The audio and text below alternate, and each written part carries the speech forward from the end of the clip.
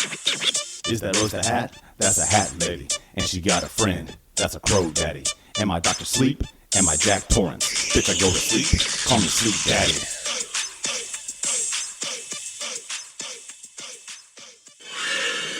Here's Johnny. Sorry that I was a little bit late getting to the microphone. I had a bathtub lady tried to get me. I had to put her in my mind box. Oh, nice. Dealing with the bathtub ladies box is a rough deal. Yeah, I decided to like microdose while I watched Dr. Sleep, which is probably so unhealthy. Welcome to My Views Are My Own special episode. My Reviews Are My Own, where we take a deep, dark dive into, in this case, The Shining and Dr. Sleep. My co-host today is Brandon Case. You might remember him from episode, I want to say 36, 39. It doesn't matter. Just go look for it. It's called 2,653 miles from Canada to Mexico. But here's the craziest thing. So I watched Dr. Sleep for the first time last week. It's been out for a while. It came out like in 2019. It's the sequel to The Shining. And as soon as I was done with it, I was like, I liked that better than The Shining. Not only that, I think it made The Shining a better movie. So I immediately decided that was a can of worms I wanted to open, especially because people just fucking love Stanley Kubrick and cannot stand anyone ever questioning his genius. So I hit you up to bring you on and do this, man. My first question, man, just right off the bat, I just want to ask you, did you have because I know when I just mentioned that to you, I just said, hey, will you come on the podcast and do the review? I didn't say, hey, what do you think about what I just said? So this will be my first time hearing your opinion. Right.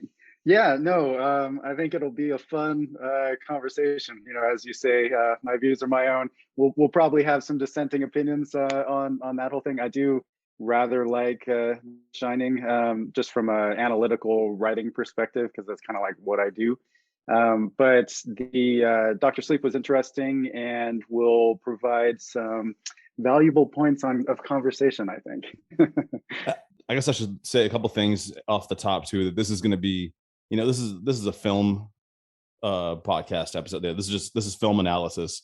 We're not going to be bringing a lot from the books into this, but having said that, I won't, there's no way to not mention the books at all. It has to happen some, but we're not here to discuss the books. And awesome, because I have not read them. Neither have I. Well, for one thing, I know that, you know, Stanley Kubrick has a well-documented history of not doing, like, taking a book from an author and doing something with it that the author either absolutely hated or disagreed with, or depending on the case. When he adapted Lolita from Nabokov, he was very, very upset with that. Like, and he fought them the entire way through production, trying to make them stop doing it the way they were doing it.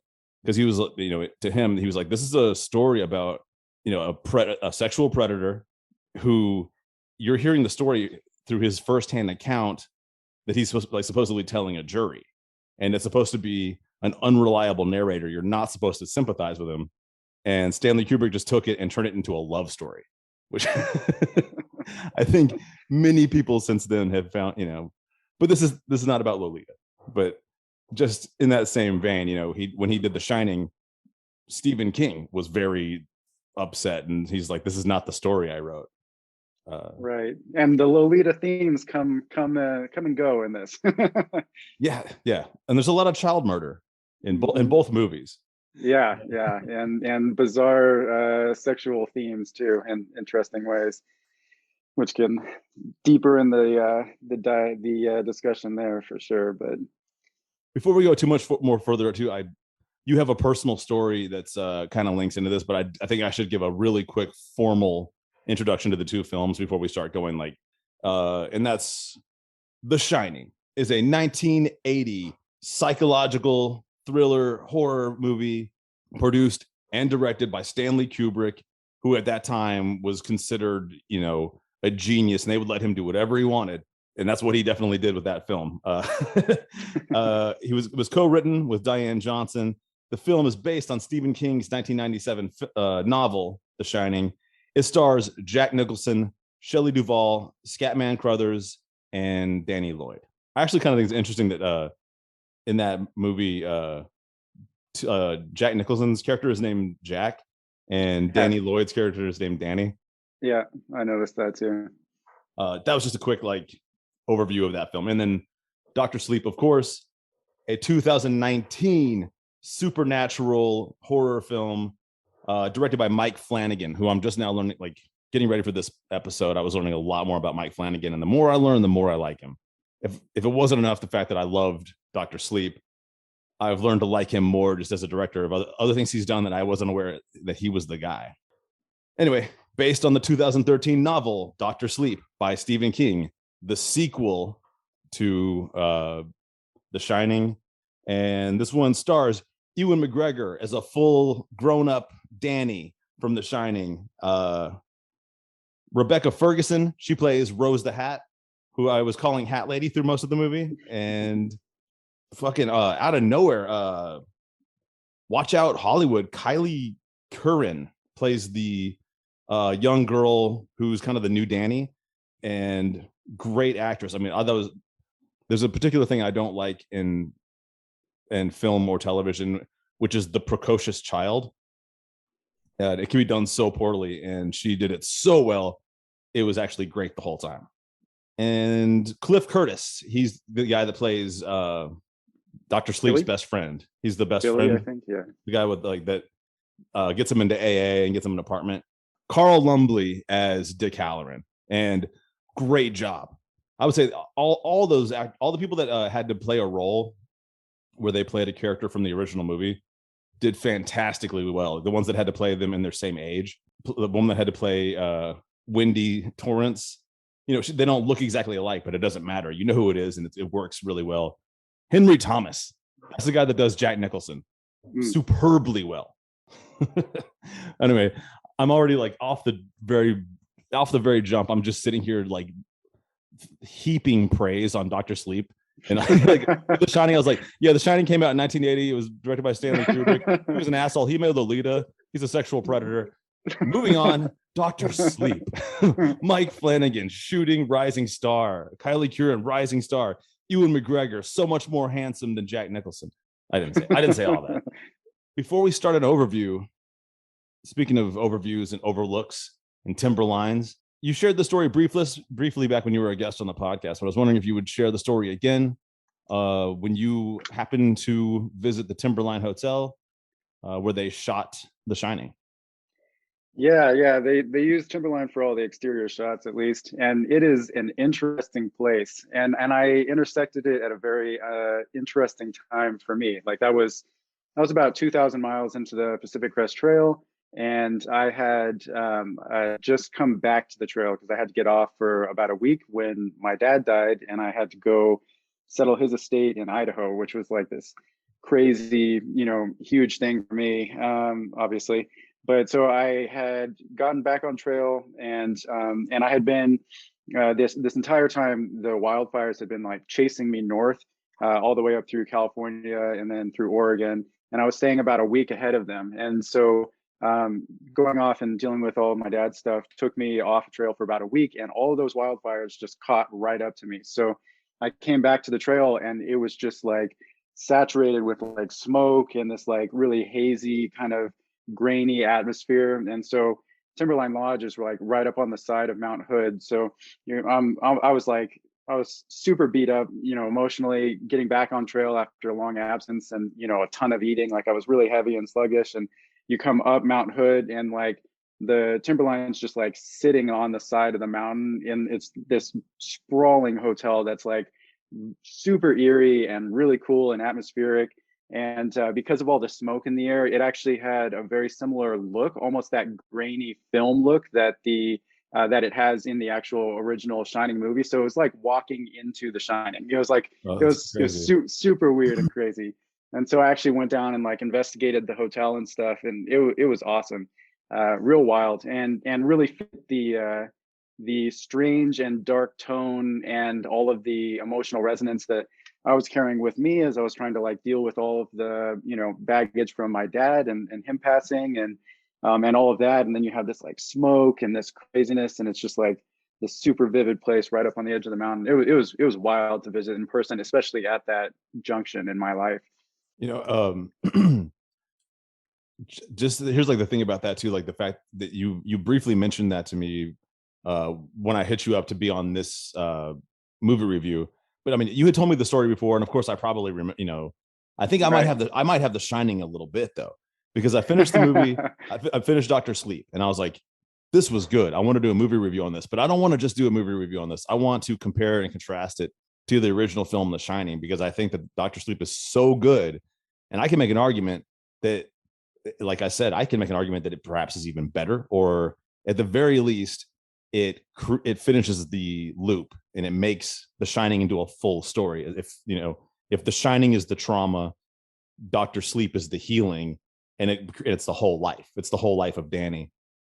But I finished watching it, and I was like, all right, what I always bring on a past guest when I do one of these. I don't find a new person. It's always someone that's been on before. And I just picked you because people love you. They loved your episode. And the first thing that I thought was like, people would like to hear Brandon again just because your episode was so well received and like shared so much. It's one of the most listened to episodes I've ever made. So I was like, oh well, shit, I'll just bring Brandon because Brandon's popular. That was my thought in my head. It wasn't anything else. And then I hit you up and I was like, yo, you want to do a movie review? Dr. Sleep, The Shining. And you're like, oh yeah, I went to the Timberline Hotel, like you said, like right after your dad passed away, and you were dealing with all of that grief and all that shit during the forest fires, surrounded by ash, and like the sun is obscured by smoke. And I was like, all right, man, I think I think there was a Shining involved in that, man. Maybe I'm one of the people that have like a weaker Shining, more like a Jack Torrance, not a Danny. Like I can't read people's minds, but we can get into that later too. Enough to be worried that Rose is probably coming for you. I feel like, well, how she's like, that's why they go for children, because they have like pure shine and pure steam. Yeah. I feel like the True Knots, which that's the name of her little band of roving energy vampires, murderers. Yeah. I feel like if they were to find me, they would find me distasteful. Because at this point my shine must be severely tarnished. Likewise. Let's take people on a little journey. We won't go crazy with it, but let's do a quick overview, and I think we should just do it in chronological order. We'll start with Stanley Kubrick's The Shining and seamlessly move into Dr. Sleep and just tell the story as it goes, analyze, discuss, say that we love or say that we don't love. And then as always, at the end of our movie reviews, there's a rating system at the end. It's we rate it on plot, acting, action, and a fourth category called wow factor. It can really be whatever you want it to be.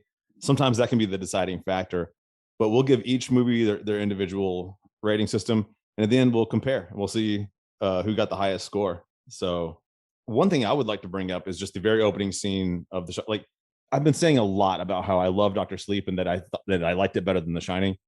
I don't want anyone to get me wrong and think that I don't like The Shining or that I don't respect it.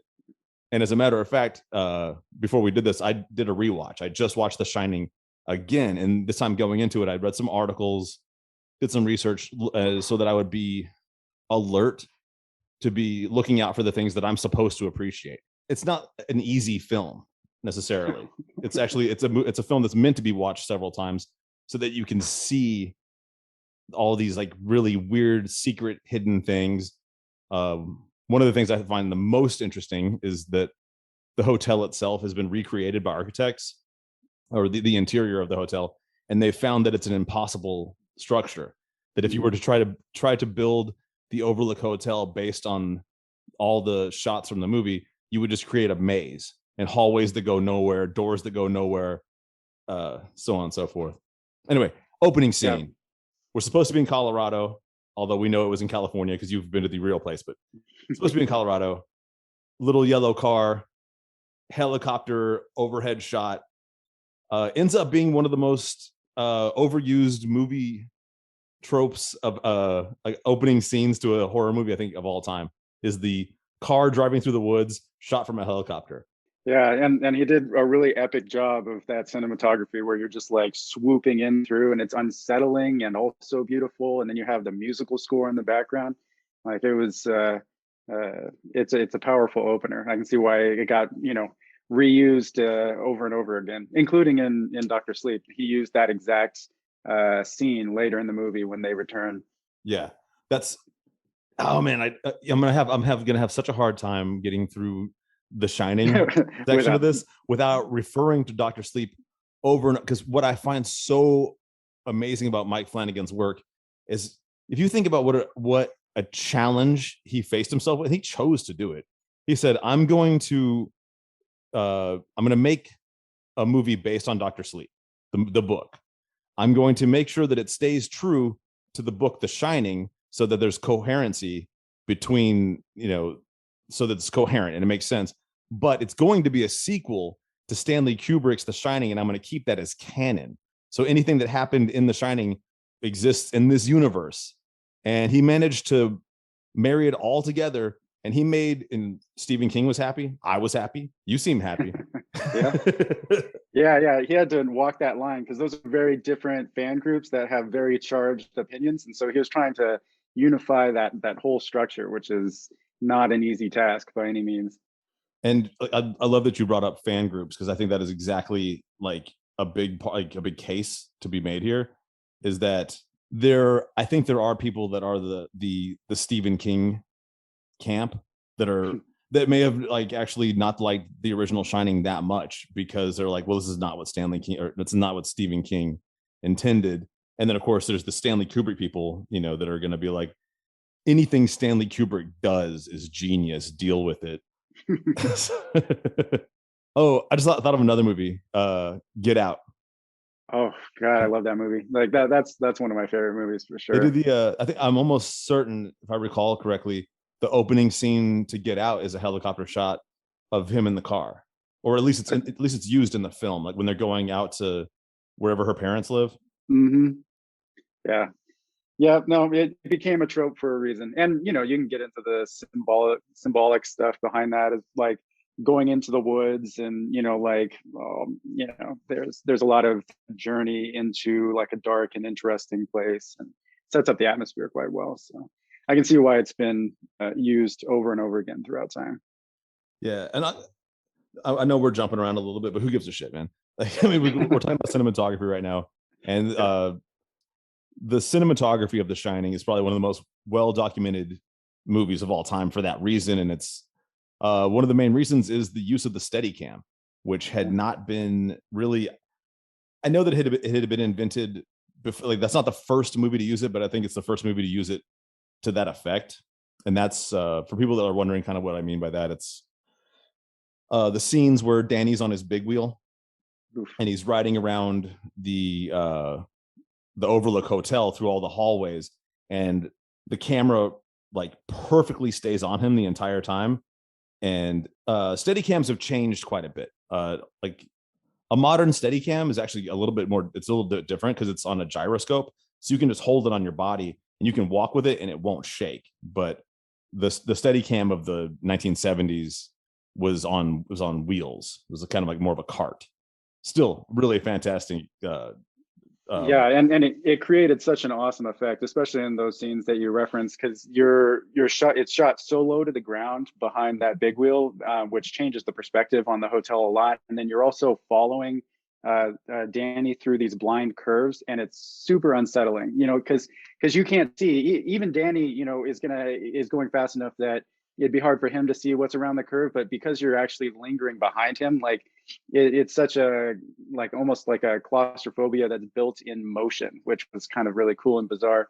And they pioneered so much as far as again, these kind of shots and technologies that actually moved forward through time. Like it was a foundational work in those regards. So 100% agree. The cinematography was just awesome. I was going to say I agree with you 100% too, with the tight corners. That's what with this rewatch of The Shining that I just did, is where I truly appreciated those shots the most. And it's not just, it doesn't only happen with Danny, but those are the most visceral and they're the most fun to watch, you know, like, but they do it with everyone. They do it with Shelley Duvall, who plays Wendy Torrance, when, you know, they do a lot where she's running up a flight of stairs or something and you're behind her and you don't see what's around the corner until she's turned the corner as well. And it's always so tight. There's no. Okay, so the whole concept of the maze, which you brought up as well, like how the internal architecture is literally impossible. Like that was all super intentionally done, and you know, the maze is like a symbol that gets used over and over again throughout the piece. But yeah, like that overall feeling of that they did as far as being unsettled in the reality of this hotel and it becoming something more than you know, like this physical structure that has logical coherence. Like that was one of the things that I thought that they did really well as well. Like those big wheel shots, like you actually have Danny jump between floors, you know, with perfect the actual way that it's shot, there's no transition, but he actually jumps like between different floors that we've seen in the past, and it's just super disorienting. You're watching it, and those are all those like subconscious details that you don't really pick up, but it just, that movie makes you so uncomfortable for all of these like little detailed reasons that are really very fascinating. And there's so many theories behind some of that too, because it's like, for me, and this, not, once again, like I said, it's almost impossible for me not to reference Dr. Sleep now that it exists, because that's what this is what I liked about Dr. Sleep so much, is it answered so many questions for me, like, or it put them, it brought the Stephen King universe into it more solidly, and then answered questions that The Shining just leaves open. And I think that was maybe Stanley Kubrick's intention, was for you to be like, there, you know, what is in the mind of man, you know, but like, because right, and like that discomfort was definitely intentional, and it's also probably one of the major bones that I have to pick with The Shining is like, I think that because he wanted to leave it super open, super uncomfortable, super, you know, chaotic inside of the maze, you know, open to interpretation, all of that kind of stuff. But I do agree that went a step too far into ambiguity, where like I would have enjoyed the movie more if there were greater resolution, which I think you know, Dr. Sleep really tried to do the opposite as far as like knitting some of those things back together, where you can actually, you know, gain a sense of fulfillment that was almost completely absent in The Shining. Like there's very little from like a structural standpoint that's satisfying and fulfilling in The Shining. Like it just leaves you super uncomfortable. And so yeah, so it's really interesting to compare the two on that level. absolutely. And that's and you know, and I love to read, and like I've read some Stephen King. I just haven't read these books, but I might after this, just because I actually ended up inadvertently learning a lot about the books themselves while I was, you know, reading articles and researching, you know, and interviews with people and what they said about things that had happened with this film. And one of the biggest points, and this is once again, more shout outs to Mike Flanagan for seamlessly making this work, especially in the scene where Danny finally has to confront his father when his father has become part of the Overlook Hotel. He's another trapped soul. And he had to make some hard decisions too, because he had like, not only did he try to do the Stephen King version, but he tried to do the Stanley Kubrick version, and he made it work, because Stephen King's version of Jack Torrance is not an evil man. He is in fact possessed by a supernatural force, an evil hotel. Wendy, let me explain something to you. Whenever you come in here and interrupt me, you're breaking my concentration. You're distracting me. And it will then take me time to get back to where I was. Understand? Yeah. Fine. And we're gonna make a new rule. Whenever I'm in here, you hear me typing. Whether you don't hear me typing, what the fuck you hear me doing in here, when I'm in here, that means that I am working. That means don't come in. How do you think you can handle that? Yeah. Fine. Why don't you start right now and get the fuck out of here? and it even goes deep. If you want to get further into the book mythology, you can. I won't go that far into it, but this actually, both these stories tie into the Dark Tower series as well. There's and these stories actually tie into It and a couple other ones too. Even The Green Mile to a certain extent, because John Coffey has The Shining, and obviously the children in It have The Shining. That's how they're able to kill that's how they're able to kill It, is they have a little bit of shine. Went way too far to the no, and it's good, and like, you know, at the end of The Shining, the book version or whatever, like, you know, the main character is able to, you know, kind of fight the possession and regain some of his humanity. He has a redemption arc, which is much more of a you know, classic, you know, story structure for a novel. You know, like you actually give some amount of closure and, you know, emotional journey and resolution and all of that kind of stuff. And then like Kubrick was just like, yeah, we're going to dispense with all of that. We're just going to leave you super uncomfortable at the end of this. So yeah, no, it's really interesting. And then how that ends up working out with Dr. Sleep too, like, which I'm sure we'll get to if we progress down the chronology at all. I think like precisely to what you were just saying, like you kind of sparked a new, like I was going to bring this, I'm still going to get back to Jack Torrance and Stephen King's vision of him, but you did make me think, and this is a little bit of, it's how Stephen King writes. And it's the reason why he's the most adapted writer of all time. They've made more movies out of Stephen King books than anybody else, you know? And I think for a while there, until J.K. Rowling came out with the Harry Potter stuff, he was also like the highest paid author. I'm fairly certain. I didn't research that, but it seems so right. I would feel like it would be silly for that to be wrong. Yeah, there are a few of them up there, especially once they get into like ghostwriting and have like multiple, like a stable of authors that are working under them that are publishing under a name. So there are some of those that are like way up there, but he is like prolific and super widely read, like top of the writing world as far as like all that goes. You know, I'm new to that concept. I was just learning about that. I think that's James Patterson. Is he one of them? He made all his success, and then he was able to hire a staff of ghostwriters, and they just publish under his name because his name is now the brand rather than him, the author. That's fucking amazing. Like a very famous painter, especially people that do like large pieces, also sculptors, they make their name, and then after that they hire a staff of 30 people and they don't do shit again but put their name on it.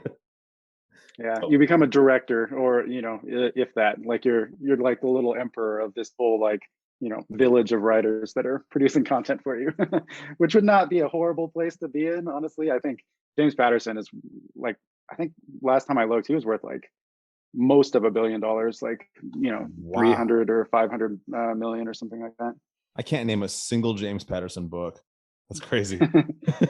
Oh, but I wanted to get back to what I was trying to, because you made me think this, and I want to get it out before I lose the thought. And it was in reference to Jack Torrance, and also in reference to how Stanley Kubrick took it. And it's the way that Stephen King writes. His books are very theatrical to begin with. So the book, it's like, the reason they're so adaptable and why people adapt them so much too is because the book itself is already a movie. Like all you got to do is just, you know, get a screenwriter, turn it into a script, and you've got to, like, you don't have to do anything other than, in my opinion, interpret it correctly, because Stephen King can be interpreted correctly, and you can make a movie like The Shawshank Redemption, which so good. I think that, in my opinion, may be the best Stephen King movie. Maybe. I don't know, but it's up there. Probably my favorite for sure. But you can also make a really piece of shit Stephen King movie if, you know, if that's what happens. But back to The Shining, Jack Torrance, what Stanley Kubrick's vision of Jack Torrance is not that he's just a troubled guy that's, you know, maybe has a little bit of shine and is taken over by the hotel, and ultimately the hotel is the evil force that does everything wrong. Stanley Kubrick's version, it could be interpreted, if you want to interpret it that way, you could interpret the hotel as being not even sentient. You could interpret it as that Jack Torrance is an abusive father and he's fucking nuts, and the alcohol thing is very vague, whether or not he actually gets alcohol, because once again, like you said, Stanley Kubrick makes it so vague whether the booze is real or not. Right. And the alcoholism takes like a big role in the book from what I've read. And yeah, there's almost an entirely secular version of interpretation for The Shining, where there's not you can just toss out pretty much everything that happens that's metaphysical and still have a movie in which people are just going crazy and hallucinating. Like there are only a few counterpoints to that, like the mom showing a direct point of view scene of the mom seeing the blood come out of the elevator, which Danny also sees, and there are some things like that that push it beyond the spectrum of just like physicalism, which is one of the bones that I have to pick with it. Like if I think like he probably played the line between those two, to where you can interpret it like that, but not quite.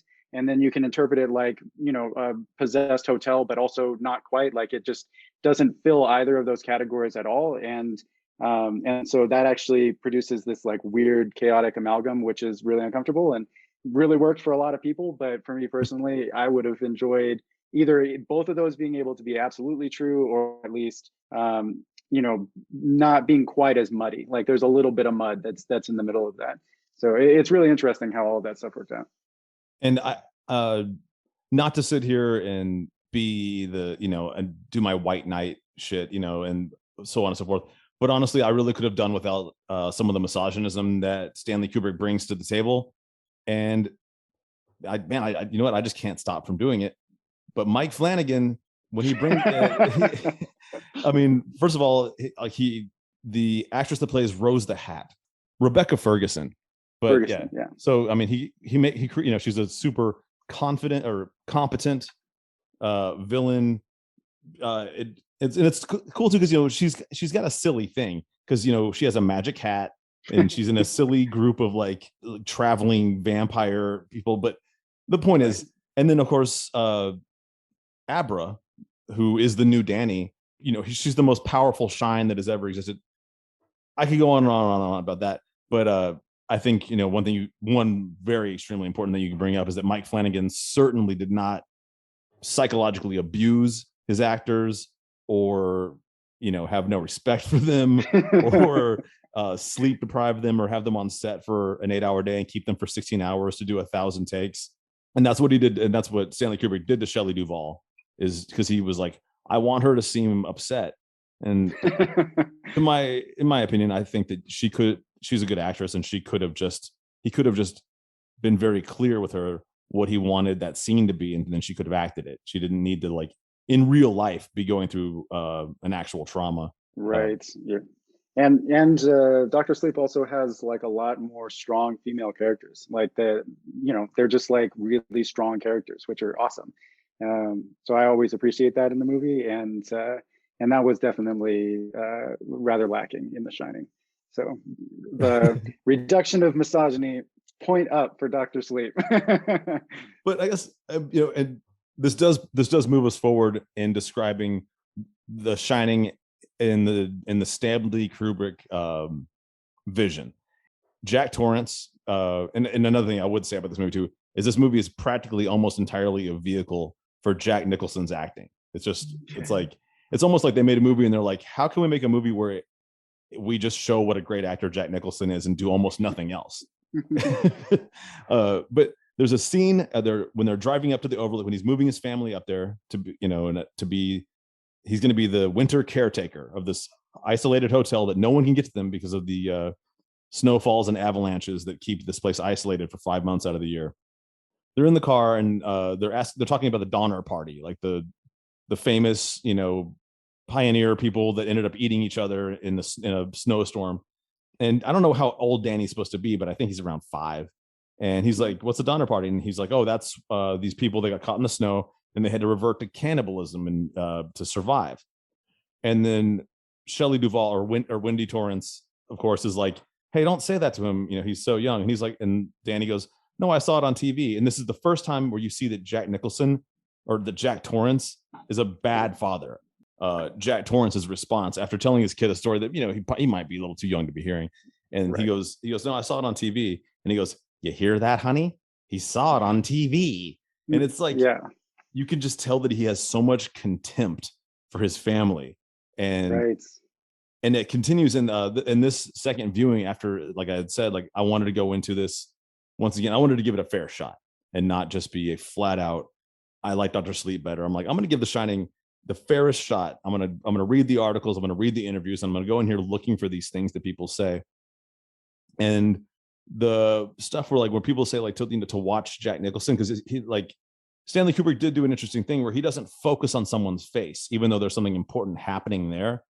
And there are times where, there's a lot happening in the scene and you're not looking at Jack Torrance, but if you were, you would notice that he would be looking at Danny with just pure hatred. Yeah, no, it's pretty crazy. And whether there are merits for setting Jack Nicholson up or not, he did a fantastic job of acting. He plays the worst guy. Like that contempt and malevolence is there from like the very beginning, which I think was one of the bones that Stephen King had about this was, he wasn't Jack Torrance wasn't supposed to be such a negative character from all the way from the beginning, but from the very outset, you can just feel it in Jack Nicholson, like that twist, that like psychotic kind of like break element to him, and it's like it's palpable and uncomfortable, and he does like a fantastic job of acting. But it is definitely structured to highlight that. And then what you were talking about as far as like the things that you can see in the background, like anytime that you look at Nicholson, like he is like in character and focused and hating his family. Like, it was pretty awesome and disturbing, and yeah, that was awesome performance. Wasn't it around here that the Donner Party got snowbound? I think that was farther west in the Sierras. What was the Donner Party? They were a party of settlers in covered wagon times. They got snowbound one winter in the mountains. They had to resort to cannibalism in order to stay alive. You mean they ate each other up? They had to, in order to survive. Jack. Don't worry, Mom. I know all about cannibalism. I saw it on TV. See?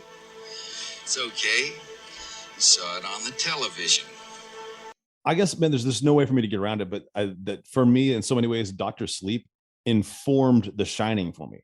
The scene where Danny where Danny as an adult confronts the ghost of his father, and they're having a conversation, and and they both have great lines in that scene.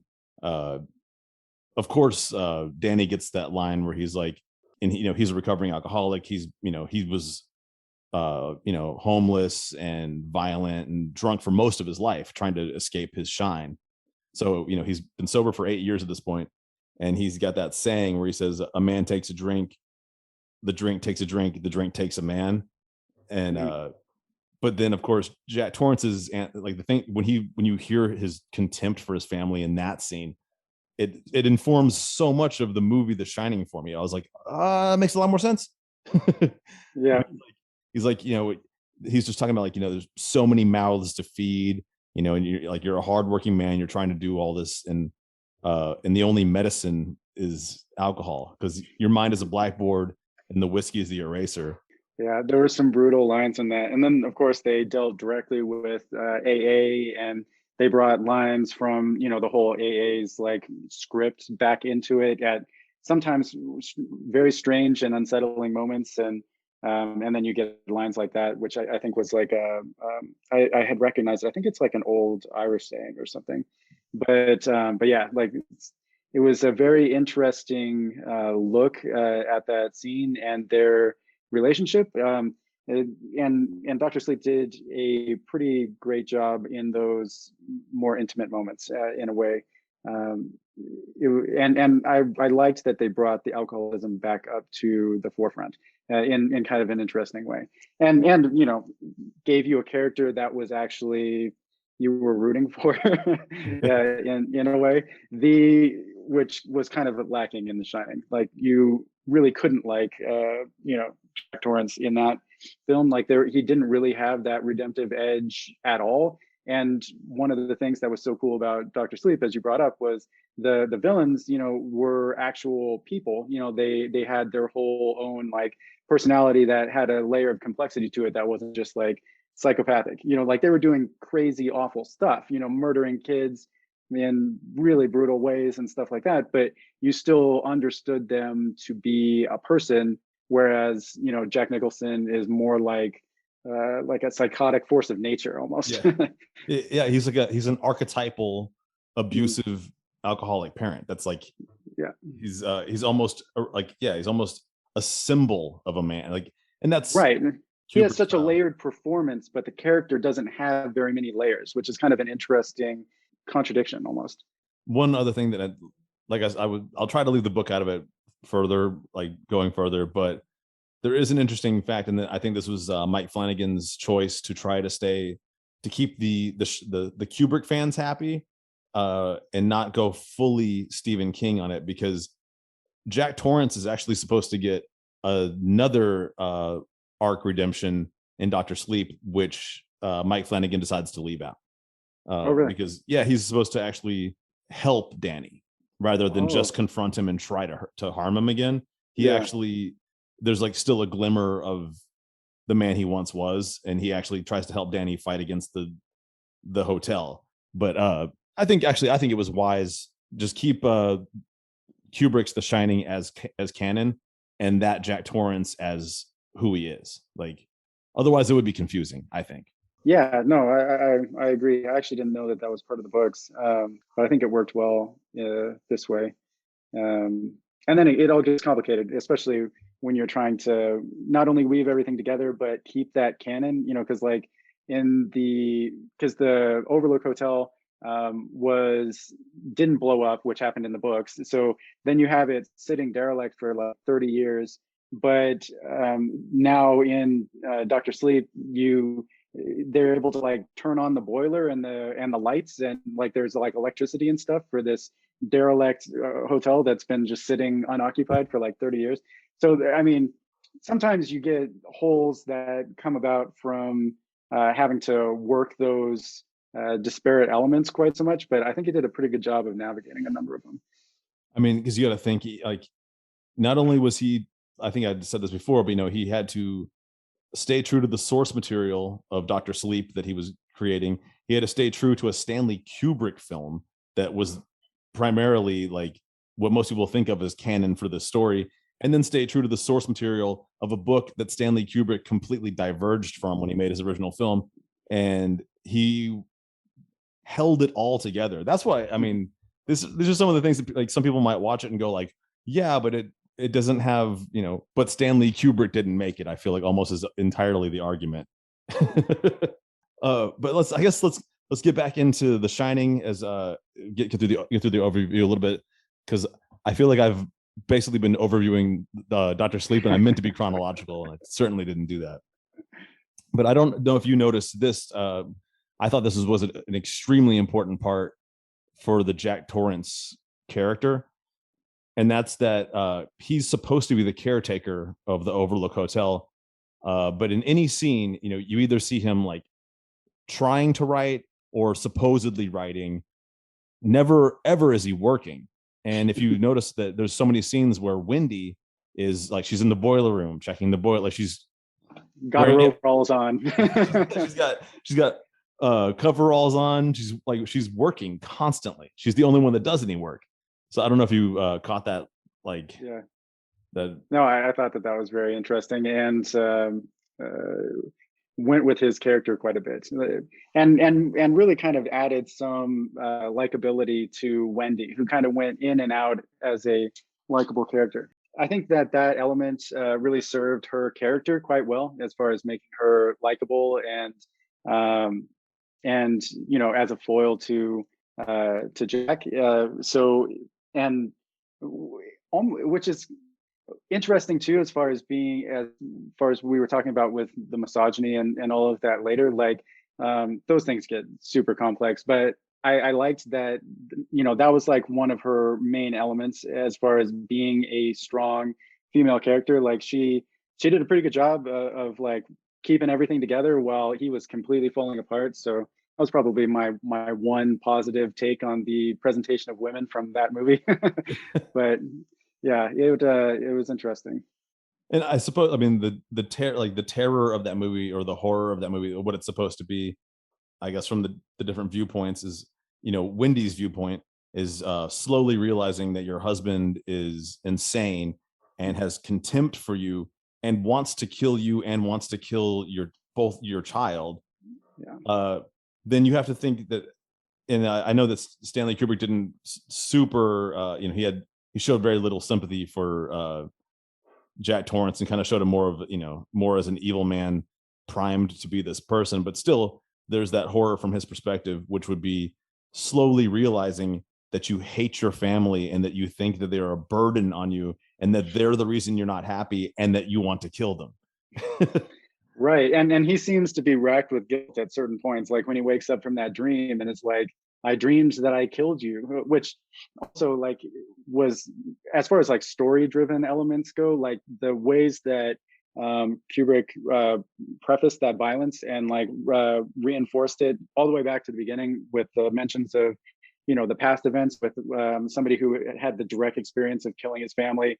And then, you had the Donner Party, and then you have like his dream about killing his family. So you get this reinforced rhythm going forward, leading up to his actual attempts to go out and kill his whole family, which was really great. From like, there are a lot of things that are from a structural like standpoint of story writing that worked really well in The Shining. But yeah, we get that one moment where he comes out from that dream and is like super distressed and distraught about having precipitated this violence on his family.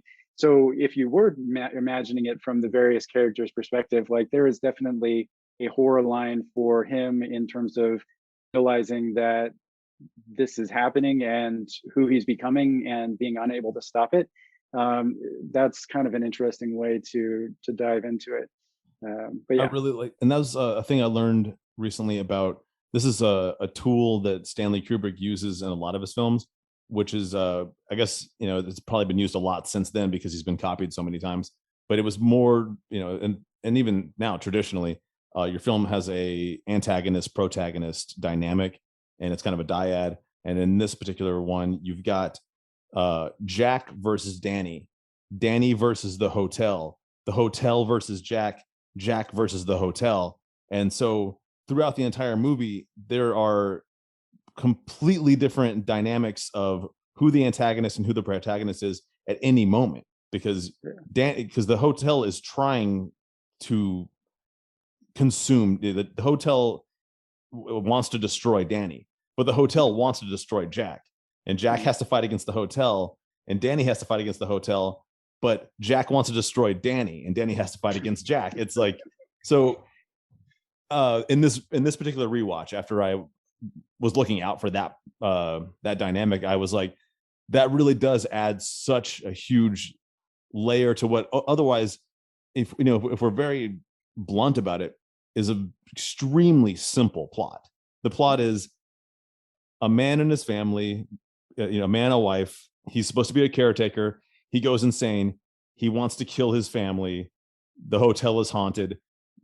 He freezes to death. They escape. That's the whole story. Like, it's not a complex story, but yeah, when you add all these very interesting elements of like filmmaking and cinematography and everything else we said, like all the things they do to try and like throw you off and make it off and unsettling, then you come up with a like it is, it is more of a piece of art. I would. Right. Yeah. And all those layers of conflict are what drive like interest in the story. And he does a great job of taking conflict out of like all of these different elements. Like everything is in conflict with everything else, like all of the time. Super uncomfortable, but it's great for driving interest, and it pulls you through the movie really. It like just yanks you through, like, because you've got all these questions and all this conflict, and it just like drags you forward by force. Once you you get to those first opening hooks, you're just like sucked into the rest of it. Before we get all the way further to the end, when Jack has been completely possessed, and we pass over into Dr. Sleep as the story continues, I do want to bring up who just happens to be my favorite character, and almost my favorite character in Dr. Sleep as well, even though he's got a very small role in both films, and that's Dick Halloran. Dick Halloran is the head cook of the Overlook Hotel. He meets Danny and then starts telepathically speaking with him because he has the shine too. And this is how we learn what the shine is he gives Danny some ice cream while the rest of the family's off, like seeing the hotel, and has a conversation with him and tells him what the shining is. And this is also where we learn that the shining is possibly hereditary, because Dick Halloran explains how his grandmother had the shining. He's like, me and my grandmother used to have full conversations without ever saying a word, because she had the shining, I had the shining. And that was the first time for me where I was, because I had like suspected it, but then that's when I became convinced that Jack Torrance also had the shining, but that he fell into the category that Dick Halloran described as people who have the shining who don't know they have it or don't believe they have it. Yeah, and then stray into the dark. Yeah. Yeah, he went on to the bad side of the whole Jedi, arrangement, right? So I guess we'll just breeze through a little bit and get to the climax and stuff, but because I mean, shit, half this movie is just long scenes with very irritating sounds, like in my opinion, like violins and choral sounds that are just very like piercing and just meant to make you unsettled and upset. And that's a lot in the title cards. They go like 1 month later, Tuesday, Thursday, 8 a.m. and then slowly become meaningless. Like time becomes meaningless in the film. Yeah, which is a great mechanism. Anytime that you have a clock that's ticking down as far as ramping tension and building towards a climax. So that narrowing interval of time, where it's like 1 month later, 1 week later, 1 day later, 1 hour later, like you get this exponential progression that just slams you into the climax. So that was a mechanic that I thought was pretty well used. And like you said, time is slowly compressing and starting to lose meaning as like the whole structure of reality starts to come apart. And then I would say probably for me, like one of the best scenes in either movie is it's the scene where Danny's been attacked by one of the evil poltergeist of the hotel, which is Bathtub Lady, which once again I want to bring up in Dr. Sleep. Bathtub Lady is portrayed so much more more horrifyingly that she became scary to me in The Shining for the first time. Before I thought The Shining, I thought Bathtub Lady was actually kind of like painfully boring to watch, because it's like, and just to set the scene for anyone who's forgotten it, Danny says he was attacked by a crazy woman in room 237. Jack goes to investigate, and then of course like a really like attractive naked woman comes out of the bathtub and makes out with him, but then he looks in the mirror and realizes she's actually like an old dead corpse. And then for the next 3 minutes it's just like violins and cymbals and showing images of the lady's decaying body and then like zoom in, zoom out, decaying body, zoom in, zoom out. Jack Nicholson is upset, scared, and it just goes. And I was like, end this fucking scene, man. Like there, and that's I guess that's my biggest complaint about The Shining all in general is the pacing, and the fact that they'll take a scene like that and just do it to death. It's like that's in the way it would have been done in Dr. Sleep, you would have been like scary lady jump scared over, which is a much more modern approach. And lingering on those scenes you were talking about, how like they just like keep beating that horse after it is decaying and making out with you. And like I said, in my opinion, that was not a great scene. And it could, I mean, the thing is, it could have been really well done if it had been edited down. If Stanley Kubrick could have just been like, hey, I know this is a cool idea, but it doesn't need to last this long. Like, how about I show you that it's scary and then we fucking get away from it. However, in his defense, the scene that directly prior to that is the scene where Jack goes to the bar. And another thing that was looking out for in this, which I think is very interesting, is almost any scene with Jack in it, once like things start going awry, it's a scene where he's somehow near a mirror and there's a light shining, like I guess signifying that he has the shine and that everything for him is a reflection. And that's when he meets the bartender. Yeah, no, that is an interesting scene. And the mirrors, before we really get into that, are really interesting and used like throughout, as far as revealing reality and the distortions to reality, and questioning, which one is real, right? Like, and like with red rum, and its reflection, and then you see Jack through reflection primarily a couple of times, like his entrance into various scenes, like the one really creepy, weird one where Danny comes in and Jack's sitting on the bed, and I believe you start out seeing Danny come in and you're just seeing Jack like in reflection, and then the camera like rotates through the mirror, and you kind of pick the scene back up again. But yeah, the scene in the bar was really awesome. Like, Jack ends up breaking the fourth wall and talking directly to the camera. Like, it's one of the only straight on shots in the movie where he's actually like literally looking at you, which is very unsettling and fits into the theme that you were talking about earlier with,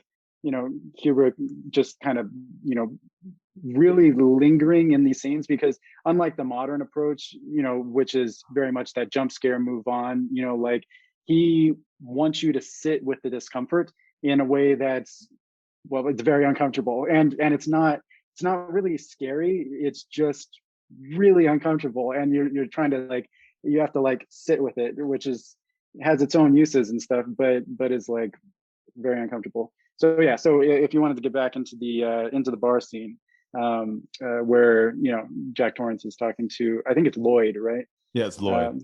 Lloyd, yeah. Lloyd's a creep too, man. Yeah. I think that some of Jack's best acting in the whole film is just him just talking to Lloyd about how, like, because he sits down and goes like, I'd give anything for a drink. I'd give my goddamn soul for a drink. And then immediately there's a bartender. And this is an interesting thing to notice, that as soon as Jack takes his first drink of whiskey, he does his evil face, which is it's a face he does whenever he's like, when he has the axe and he's trying to kill his family, or whenever he's doing something evil, he does the thing where his eyebrows go up and he creates an underbite, like in his bottom teeth show. And but he hasn't done that the entire film. And he takes a sip of whiskey and immediately his evil face happens. And I just think that's right. Amazing. And he says he's willing to trade his soul for a drink, and then you really get that the sense that transaction has taken place. What'll it be? I'm awfully glad you asked me that, Lloyd, because I just happen to have 2 20s and 2 10s right here in my wallet. I was afraid they were going to be there till next April. So here's what. You slip me a bottle of bourbon, a little glass, and some ice. You can do that, can't you, Lloyd? You're not too busy, are you? No, sir. I'm not busy at all. And then, of course, immediately the party starts. He meets Grady, the former caretaker of the hotel, who murdered his family with an axe successfully.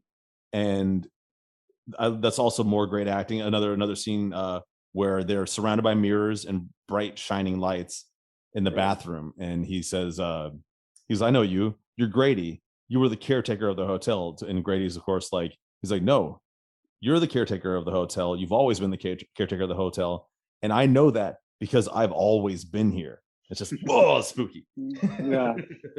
I like having a weird, I would not follow a weird bartender into a bathroom and then just like let him, preen my clothing. It's like that would be so uncomfortable with that whole thing.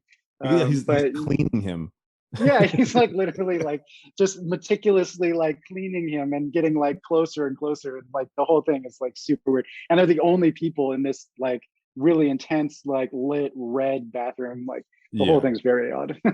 Well, there's also, I mean, if you want to bring up like some of the very bizarre sexual moments too. There's the first time that Wendy Torrance sees, like, where where we finally, and this is where I believe where Stanley Kubrick finally is like, okay, I'm going to let Stephen King have it, that supernatural things are happening. This isn't all in Jack's mind. And this is when Wendy finally starts to see the ghost too, is she is running upstairs trying to find Danny, and there's a furry, there's like a man in a bear costume giving head to like a man in a tuxedo, like just right there in front of her. And then they both sit up and stare at her.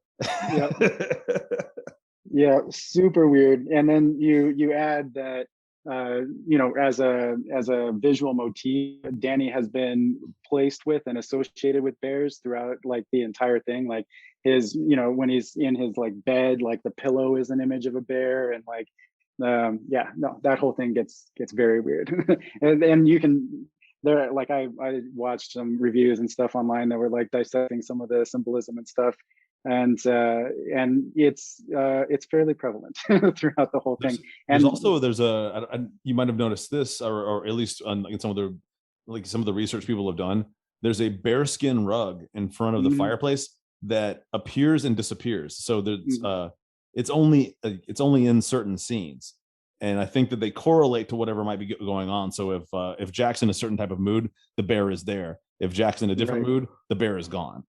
Right, which kind of relates to that overall thing of sexual predation, and like the having that line be a potential valid interpretation while also having other conflicting lines, which is where this whole thing becomes this unsettling and chaotic mess, which is very concerning. But yeah, that's a very gripping scene that I think has taken a significant hold in cultural relevancy. Just the music from that one moment, like that will be in my brain for all of time.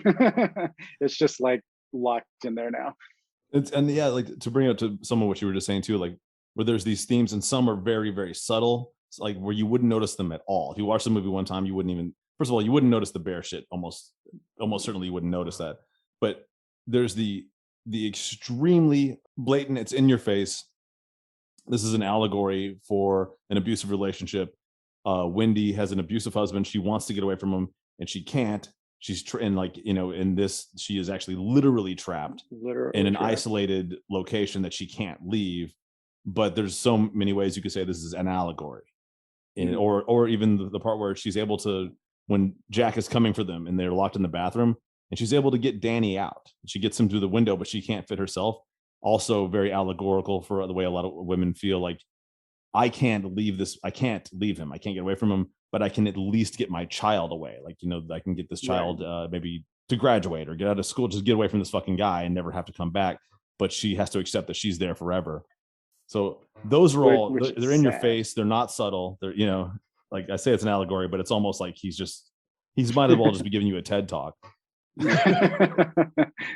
Yeah, no, definitely. And then like how you progress through those layers is really interesting. And then at the, and the different ways that the symbols like recombine to be looked at in like the baseline, of the story, conflict and plot. And then you have like deeper, potential allegory. And then underneath that, you have like the like hazy, uncomfortable, child abuse, like sexual abuse kind of a thing. Cause all like the main physical abuse that like storyline is above that and like very clearly visible. And then you have like potential, child sexual abuse. And then like one of the deeper ways that you can interpret a piece of fiction a lot of times is because it's all coming out of one person's brain for the most part. When you get into movies, sometimes it gets a little bit more diffuse because you have a whole bunch of people working on it. But especially with a novel, like it's frequently a person redigesting their own internal symbolic architecture and themselves and how they relate to their own childhood, their own masculinity and femininity and sexuality and all of those kind of things, which Stephen King has a very interesting and distinct landscape on that you can feel like throughout his works. They almost all have like weird child sexual stuff that paints a very vivid picture. Like, and then when you move it into a movie and everything gets rehashed again, you lose a lot of that sometimes, like with which is why some of his film adaptations are just like phenomenal. Like Shawshank Redemption is one of my favorite movies.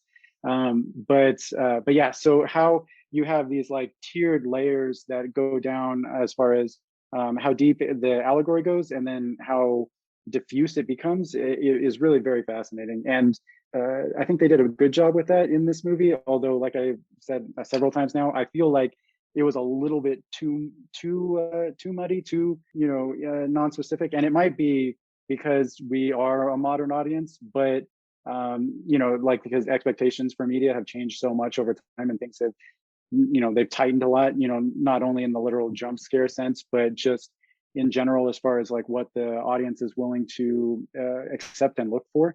And so our interpretation, which is probably more nuanced than a lot of what past audiences were looking for, kind of those things start to break down a little bit more. So it could have been fine that was all like muddy and underneath the surface. But yeah, for me, I'm like, I'd like a little bit more clarity than that. Like at least one step more towards Dr. Sleep. Maybe two would have made The Shining just like it's already kind of a masterpiece, but like beyond, like it would have brought much more of a sense of fulfillment and satisfaction from that whole experience. I want to jump off with what you just said about like a lot of the intentional muddiness of what Stanley Kubrick is doing. But right now, it's time that we bring back my favorite character, Dick Halloran. Now, Dick Halloran, he's down in Miami. Like, he doesn't have to be up in fucking Colorado because he only works there in the summer. And then he's like, he's got this cool bachelor pad where he sits and watches TV. And he's got like hot, naked women paintings on the wall that are like really tacky in 1970s. But he's just like he's just a cool old man, but of course, Danny, he's got a psychic connection to him now, shines to him, and he's like, we're in trouble, I need your help. And Dick Halloran, just a good dude. And this is what begins which I think is probably one of the most interesting things that Stanley Kubrick does in the whole film, which is, I think it's a series of events and shit that takes fucking 25 minutes or more of the movie of just boring, stupid shit that Dick is doing. Like he calls the fire service. He goes, "Hi, this is Dick Halloran. Can you let me know the phones are down? Can you call them?" And then the guy calls them, and he calls back.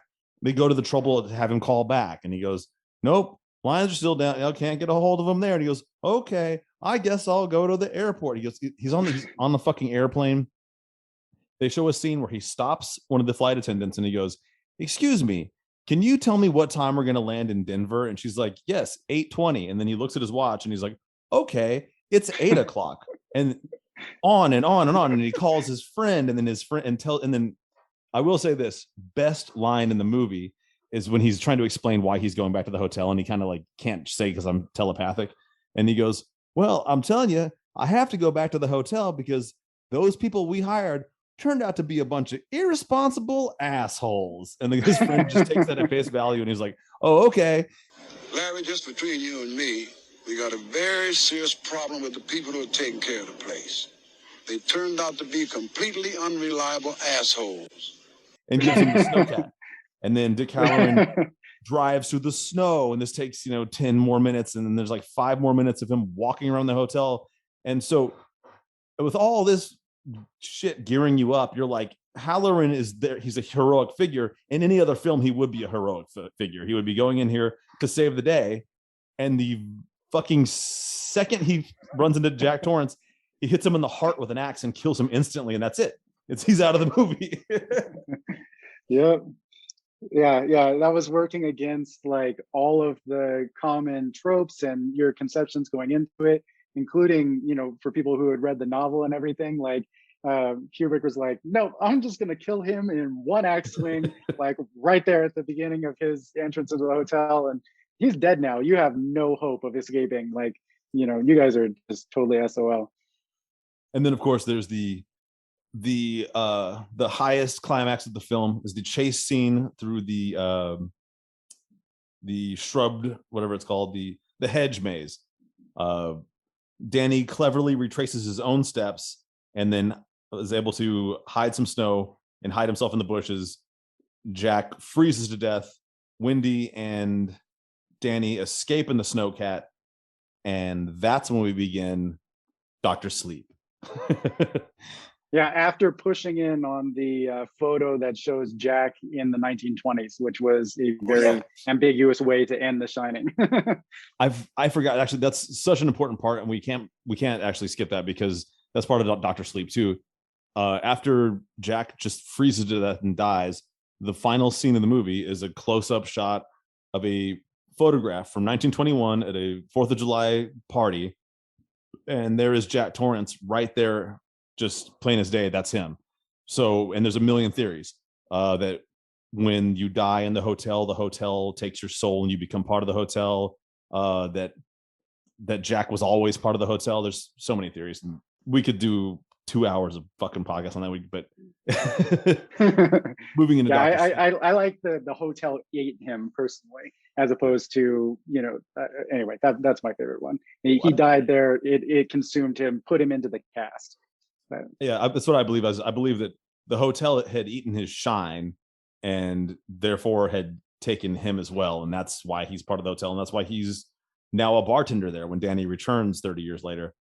But this isn't 30 years later. This is just like a month or two. Danny is obviously severely traumatized. Wendy and Danny have moved to Florida. We're in Dr. Sleep, and it's getting fucking awesome. Bathtub lady is for real scary now. She's not fucking a 3-minute violin cymbals and chimes and shit. It's actually like a scary thing. But guess what? Dick Halloran came back because The Shining, those kind of connections, even though he has passed on into another dimension, he can still come back and talk to Danny, and he teaches Danny how to create boxes in his mind because all of the evil spirits from the hotel are tracking Danny and they want him. Dick Halloran teaches him how to put them in boxes, and you got to hear this. World's a hungry place. And the darkest things are the hungriest, and they'll eat what shines.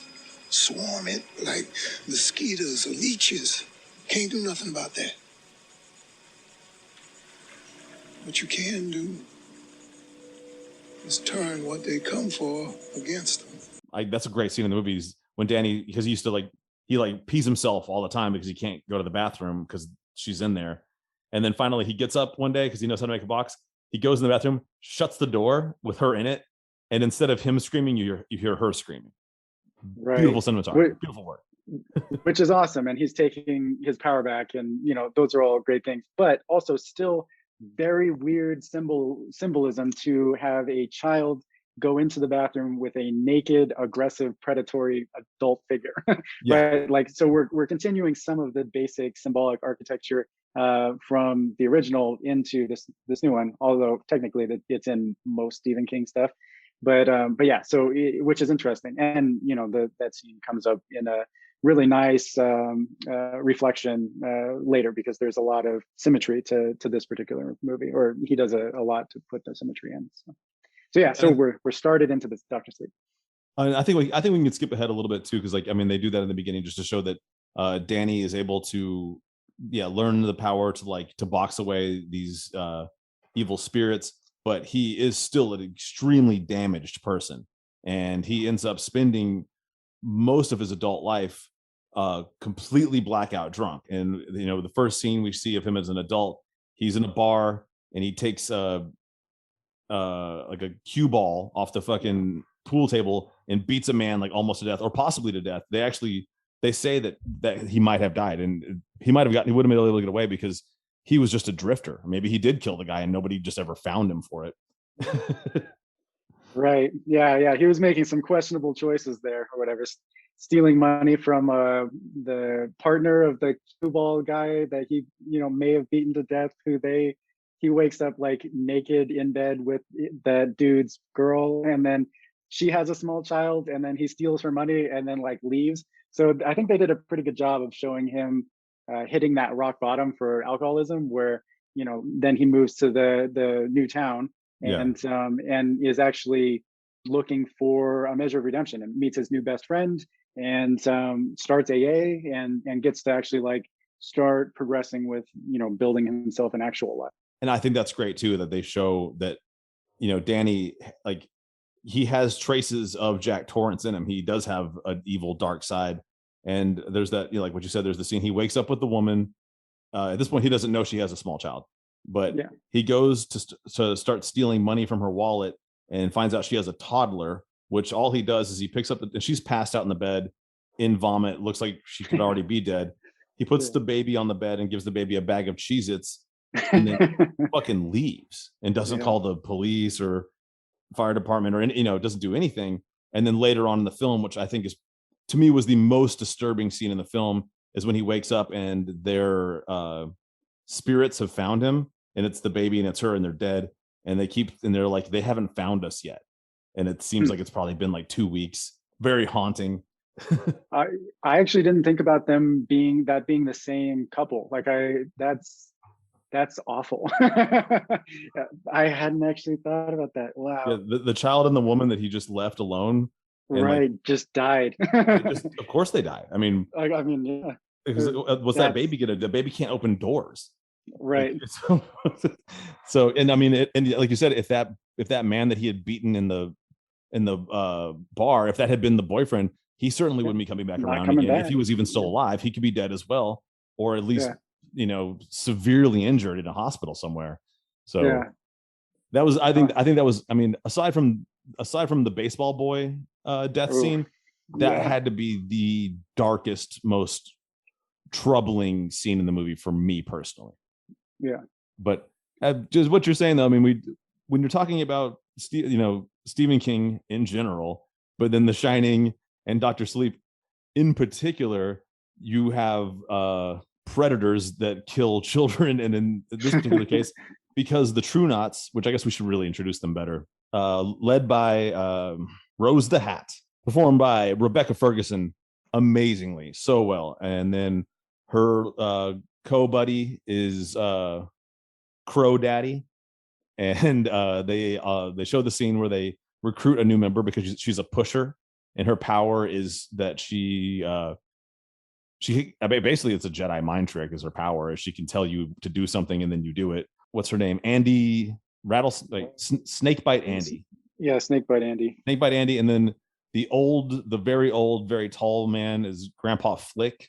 He's the oldest of the True Knots. We're led to believe he's been around since ancient Rome, because the energy vampirism of their lifestyle keeps you alive forever. So the True Knots they're the true villains of this. He's moved to a new town. You have the True Knots, who you've just done a great job of introducing and are super weird and creepy and interesting. And then he meets his new friend, and then we're like setting up the new actual conflict, which partly comes from meeting Abra and like going into that whole thing. And yeah, that's his connection to Abra is very much like the way he became friends with Dick Halloran. Is they have a psychic connection, except it's just in this particular instance, Abra is the most powerful. Should I say shiner? She's the most powerful person with shine maybe ever. She's like Jean Grey or some shit, But I wanted to go back to the True Knots for just a moment, because we're talking about like the thematic element of child abuse that goes into this. And it's that, for one thing, the True Knots don't just so they survive off of finding people with shine. They're not vampires. They can't suck anyone's blood. They have to find someone with shine. The person has to be at least slightly powerful. The shine has to be powerful within them for it to be nourishing. And in order to make the shine pure, the person needs to die in fear and agony. And because of it, for whatever reason, it's the easiest thing for them to do is to hunt children with shine, as opposed to any other aged person. So there's not any adults being hunted. It's always children with this group. Right, which is like super weird and creepy. And they do a great job with those particular scenes. With the baseball boy. I don't know if you want to establish anything else before we get into that, but we should go right into baseball boy. I think that sets off the True Knots. Right. That's definitely my favorite scene in the movie. Probably it's like one of the strongest scenes as far as just like the emotional impact for me. And so you have this like long buildup that actually lasts for quite a while, setting up characters and everything, and getting you into the world, introducing everybody, and then they just slam you into this scene where the True Knots find this hunt down this young boy, like hone in on his shine, and he's this little baseball boy who's young. I don't know if he's like 10 or whatever, and then they kidnap him. Classic van kidnap, where the emotion pusher, who's basically Jedi minding everybody, is like, yeah, get in the van, and he's like, okay, I'll get in the van. Yeah. And then they pinion him to the ground, like literally, like tie him to the ground, like spread eagle, and then Rose starts literally torturing him, like stabbing her knife into him, and then is on top of him and rocking in like a quasi sexual kind of a scene, like shot up from his perspective, as if well, she's like rocking and everybody's kind of quasi orgasmically consuming his essence, his shine, and he's like screaming, and she's like purifying him by pain, and like all talking about how like the shine from children is so much better than than anything else. It's like pure and everything, to the point where later in the movie, when she's talking about Danny, she's actually like, yeah, your shine is actually really good, despite your age, despite you not being a child, which, as she's making the same kind of like weird like sexual like writhing like stabbing torturing thing where she's got her thumb leg and stuff. But yeah, so I mean, that couldn't be more of a line about sexual predation of children than pedophilia. Like the idea that she's surprised that this like orgasmic consumption is good even though he's an adult. Like I was just like, oh my god. Dude, this is intense. But that baseball boy scene was like, it hit so hard after all of that introduction and how visceral it is. And most of the time, like even if you have like a child getting killed, like you don't usually have a child being tortured and then all of the like weird layers on top of that. So that was the point for me where I really like sat up and took notice of this movie and as being like, having, it had something to say. Yeah. And that was a very impactful scene and disturbing, but also good. And I guess like it's good too, because I feel like and we call him Baseball Boy because Abra calls him Baseball Boy, and Abra is the secondary. It's another one of those, like it's another thing that's kind of similar to The Shining, where in The Shining, who's the antagonist or who's the protagonist, and in this, it's kind of Danny, it's kind of Abra, it's kind of the True Knots, and then eventually it's kind of the hotel again. So there's so many moving parts in here, but he's called Baseball Boy because Abra, when Baseball Boy is killed and he has that shine, it alerts her to the fact that it happened, and it's so traumatizing that she screams it. And the way she communicates with Danny is on a chalkboard wall that he has in his little room, and the wall explodes with the word murder. And then she just writes Baseball Boy because he was, he had his baseball uniform on, and that's the beginning of the second act. You're wondering why I'm wearing such a funny hat.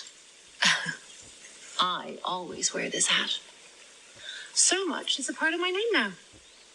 My friends, my very, very best friends, they just call me Rose the Hat. It looks like a magician's hat. It is. It's a magic hat. So such an intense, like, first act climax, right? Like it was super well done. And that scene where, because they're communicating, Abra and Danny are communicating through a chalkboard.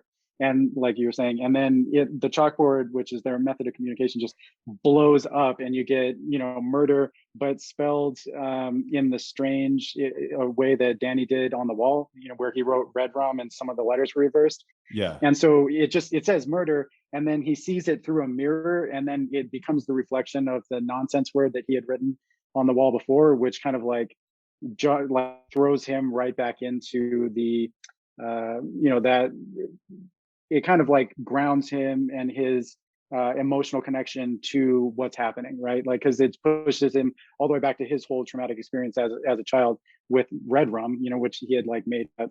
And so that whole scene, which, like you said, I think that's the first act climax. It just hits so hard. Like that was probably my favorite part about in Dr. Sleep. And I don't know if this is the intention. I don't know if this is what Mike Flanagan was trying to do, but historically, classically, the scene where Jack Nicholson slams the axe through the door, and then you see Shelley Duvall scream in like pure terror. I felt like maybe Mike Flanagan was trying to like see if he could top that, or at least match it by saying like, well, what if I showed the most horrific child murder ever on, and it's not even off screen or described to you later, it's just shown in full detail. So I don't know if that was Mike Flanagan's goal, or maybe it's that he was just staying very true to the book. But this is what I think for me kicked off the series of scenes that for me was the most enjoyable, coolest part of the movie. And this is where we start to explore their psychic abilities and astral projection, and what I think is some of the best cinematography, some of those beautiful shots, because Abra becomes aware of Rose the Hat, and she shows up and sees her, and then Rose sees her back. Rose starts to hunt her because Abra has the most shine in the world, and they live in a world where magic is, it's almost like they're saying we live in a world where magic is waning. We're becoming more of a fading. Yeah, we're becoming more of a world of technology and less of a world of magic, and so there's less for these people to eat. And so what they need is they call her a whale. They need the most shine they can possibly get from a single hunt, and that's where they have the scenes. And this actually goes to this is something that Stephen King brings up a lot, which is mind palaces. It's in the movie Dreamcatcher, which I thought was incredible. That the one guy's magic power is that he can remember everything because he can go inside his own mind, and it's basically like a 70-story library. And that's also what the inside of Rose the Hat's mind is once Abra enters it. Right, which is actually a real life technique for using memory. Is you create a memory palace where it's somewhere that and then you go when you're trying to remember something, you literally put it into position within your internal memory palace, and then it sticks. And it's one of the techniques that people use for the crazy feats of memorization that they're able to do. Him having a dramatic and slightly hyperbolized version of that based on like a real world construct of how people manipulate and use their memory and their mind. I have always really enjoyed that particular symbol and use of world building, because the magic system that they explore.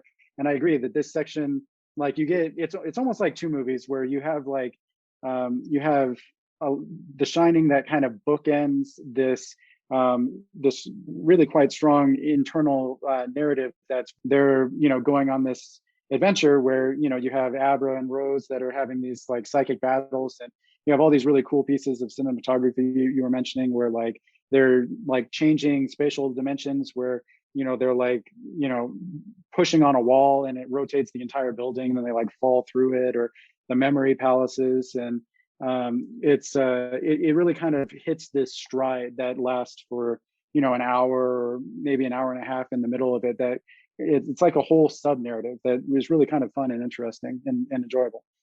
And I would go ahead and bring that up as one of the reasons why I found it to be like a more fun movie, a more enjoyable movie than The Shining. And like to say that is for me not to sit here and say that that I don't think Stanley Kubrick was groundbreaking, and that I don't think the use of the Steadicam was very cool and all that stuff. But the scenes, like for instance, the grocery store scene, Rose the Hat is grocery shopping.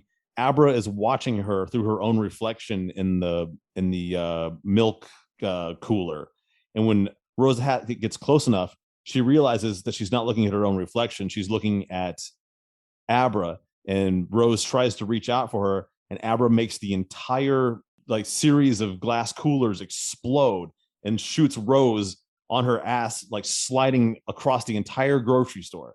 And it's just and everyone in the grocery store is like, what the fuck just happened? And then I mean, that scene's amazing. For me though, one of the scenes I thought was just absolutely incredible is because Rose the Hat, what she does is she goes on top of her RV and meditates, and then she astral projects essentially, and she flies up above the earth, above the clouds, and flies all the way to the town that Abra lives in, hundreds of miles away, and then floats down. And then, like you said, they change the dimensions. A lot of it's kind of it reminds me of the movie Inception, that changing of physical possible realities. But yeah, she comes in through the window, she walks in and she's, she thinks she's being sneaky. She thinks she's going to get Abra, and she reaches in to Abra's mind and gets de-gloved, which is how I've heard it spoken to. And apparently Mike Flanagan has done that in several of those films, but that's where the person gets her hand stuck in something and has all the skin ripped off of it. Yeah, like I don't know if you're familiar with ring avulsion, where it's, if you have a ring on and then the ring gets caught on something and gets yanked off, it can pull all of the skin and connective tissue off of that finger so that it just strips it down to basically a bare skeleton. And that's like one of my worst nightmares. And he did a good job of portraying that, like where you're just stripping, degloving is a great word for it, but yeah. Well, the thing is that's so fascinating about it too is like, because Abra is so powerful, is that this is all happening in Rose's mind and it's all happening in Abra's mind, but because of the fact that it's one of those things, and like I think it kind of like it's kind of like maybe takes some of the, like, his cues from things like, I don't know if you've heard of this, like some monks were able to like meditate to the point where they were able to like burn themselves without adding any kind of heat. They could just do it. And I think what they're trying to say with this is that being this deep in your mind, for it feeling that real, the injury will be real too physically for you. Because when she returns to her actual, when her mind returns to her body is injured. Yeah, which is a cool scene too, where like she slams back into her like astral body, slams into her physical body and like blasts her off the top of the RV. But that whole thing, that whole boundary between reality and these kind of internal metaphysical experiences is really interesting. I mean, you get it all the way back down to the Matrix, where they talk about the mind makes it real. And and so like this is like that, like jacked up a couple of levels, where her hand is like literally stripped down from a filing cabinet that was in Abra's brain. And so yeah, they play with that in a really interesting and fun way. Heading towards the third act, and I mean, because we can't stay on the True Knots forever, even though they are fascinating and fun, but there's just, I think it's one of the most satisfying scenes I've seen in a movie in years. And it's a two-part, so it's a satisfying and then immediately just extremely distressing to me. And they combine it all at once. But the True Knots are hunting Abra. They now know where she is, and with the help of Danny, at this point, Danny is now like, Abra's parents know who Danny is. They know that Abra's powers are real, and where they pull this amazing trick, and they're driving Abra deep into the woods, and they get her and they tell her to like sit on a picnic table and just sit there and meditate. And the True Knots finally arrive, and they're there, and they're like, how easy could this possibly have been? We got her. And they realize the entire time Abra had been projecting her, like, I guess her essence or whatever. Like, they thought it was her. It was actually just a teddy bear that she had imbued with her spirit. And so they get there and they realize, and this is what's so great about it, leading up to this, everything is supernatural. Everything is finding, ghosts are trying to get you. You put them into your mind box. A True Knot is trying to get into your mind. You have a psychic battle with them. In this particular scene, Danny and his best friend from AA have just gone and gotten some deer hunting rifles and posted up in sniper positions. And then instead of any psychic battle or any shit, they just opened fire with guns on the True Knots and just start killing them. After, like, I love that it's suddenly a scene of a bunch of unarmed, or I guess they all have guns, but it doesn't matter because these are snipers and they're hidden, and they just start getting sniped and they kill almost all of the True Knots. And just an amazing scene. And so I was just cheering. I was so happy. They go down, but what's her name? Fucking Andy, the Snakebite Andy. Snakebite Andy, who we got introduced to in the very beginning, where she was luring pedophiles into a cinema and then like carving into their face like a brand or whatever in order to like punish them, and giving her emotional push to like try to make them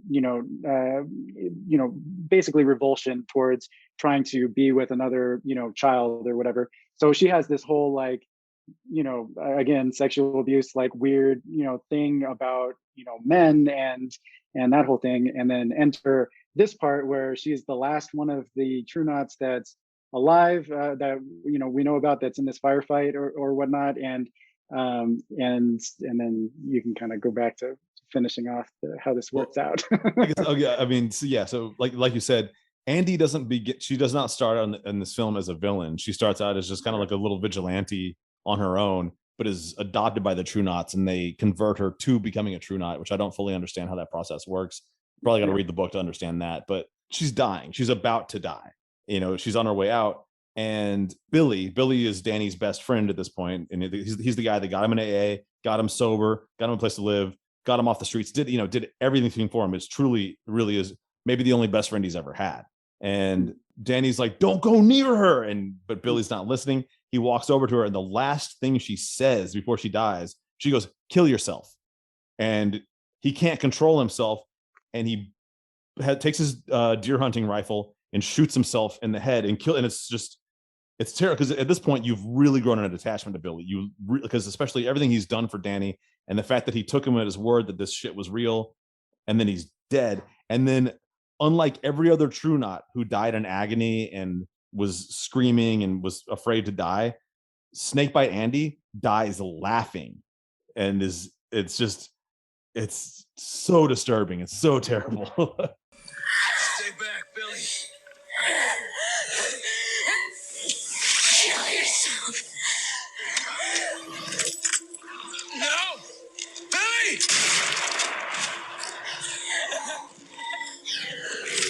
Billy! And it's so abrupt, and like the director just like doesn't pull punches, like in a really interesting way. And yeah, that hit really hard emotionally. Like you don't, like I instinctively had the yearning. I was like, he has to be saved. Dan has to like save him. He has to like interject himself. Use your psychic powers, Dan. Like shut his mind down, shut her mind down, do something. No, boom, he just blows his own brains out, and then he's dead. And yeah, it was that hit really hard too. That was a really intense scene. Well, let's take it into the third act so we can begin our rating process. But we cannot skip very important scene of action that occurs before the final showdown with Rose the Hat, because there are still two True Knots alive. And one of them is Crow Daddy, who we believe is like the second most powerful True Knot, or he's her right-hand man.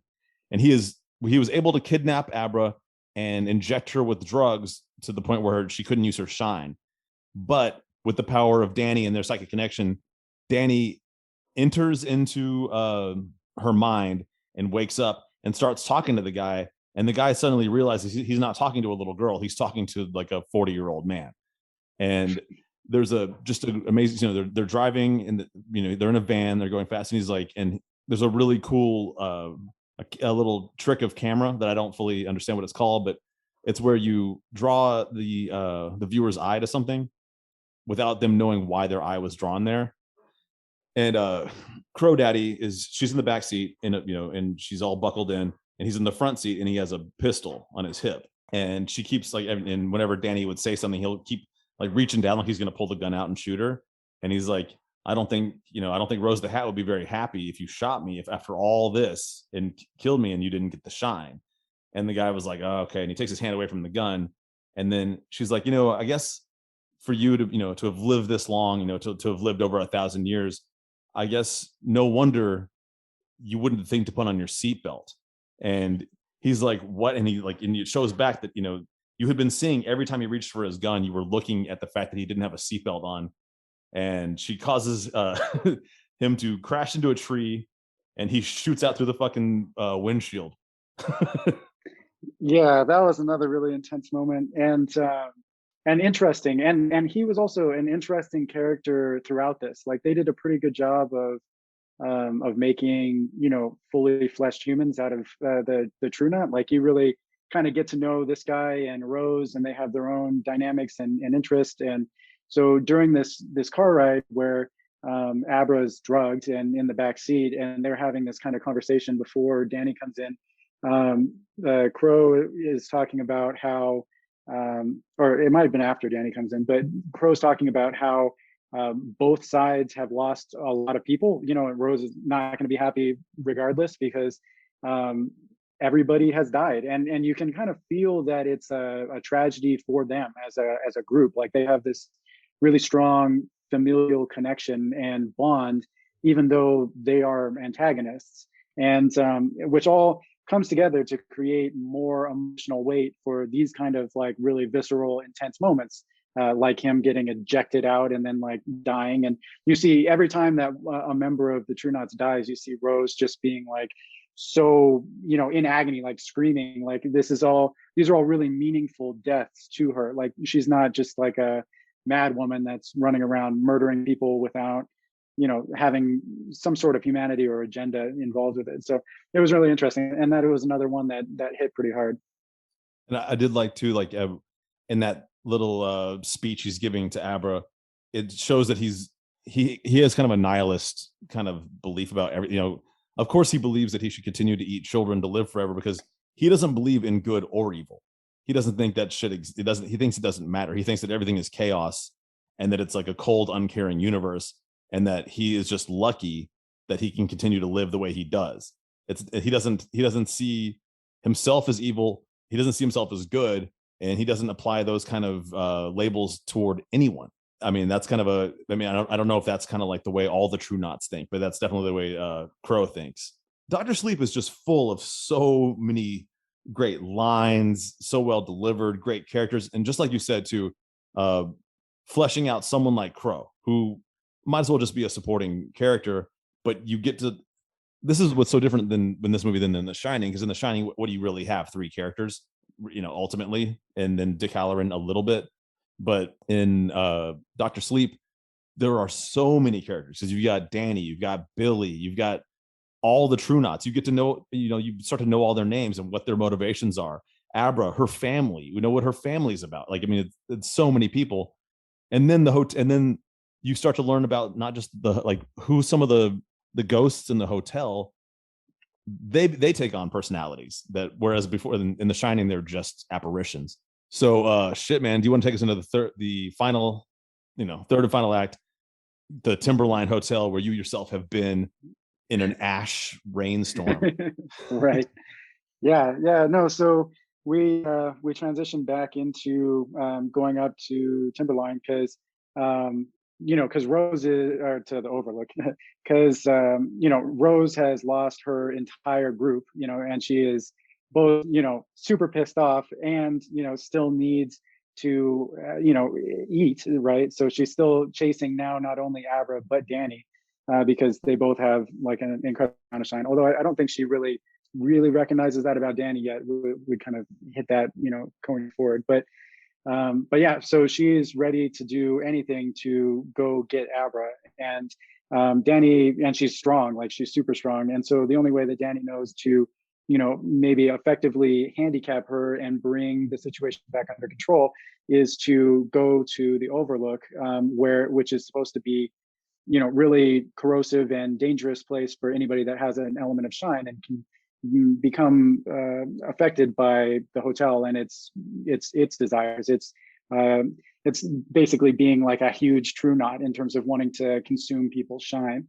I love that. I love that element that they brought into it, that the hotel and the True Knots are the same thing essentially. I don't know. I think that's just a very, very cool plot point, piece of the world building. Like you have the same kind of constructs on different scales, and so the hotel is like this big personified version of the True Knots, and presumably more powerful. So all very cool. So yeah, so we head up. We get the same shot that opens The Shining, although now it's been rendered in super dark tones and there's snow falling, and you're sweeping up the valley, and we head up into the actual hotel where the end sequence is going to unfold. Oh man, there's so many fucking good scenes in that too. But yeah, I love it. They get there and Danny's like, hold, wait out here. I have to go wake it up. And as he walks through the hotel, all the lights like come on wherever he walks. But a very important scene is that the very first thing he does when he gets in there is he goes down to the boiler room and turns everything up to 11 so that it's unstable, and this will all come in to play later. And I think it makes Stephen King probably very happy when he saw the movie, because that's actually how The Shining was supposed to end, or it's how the book The Shining ends. Rose the Hat arrives.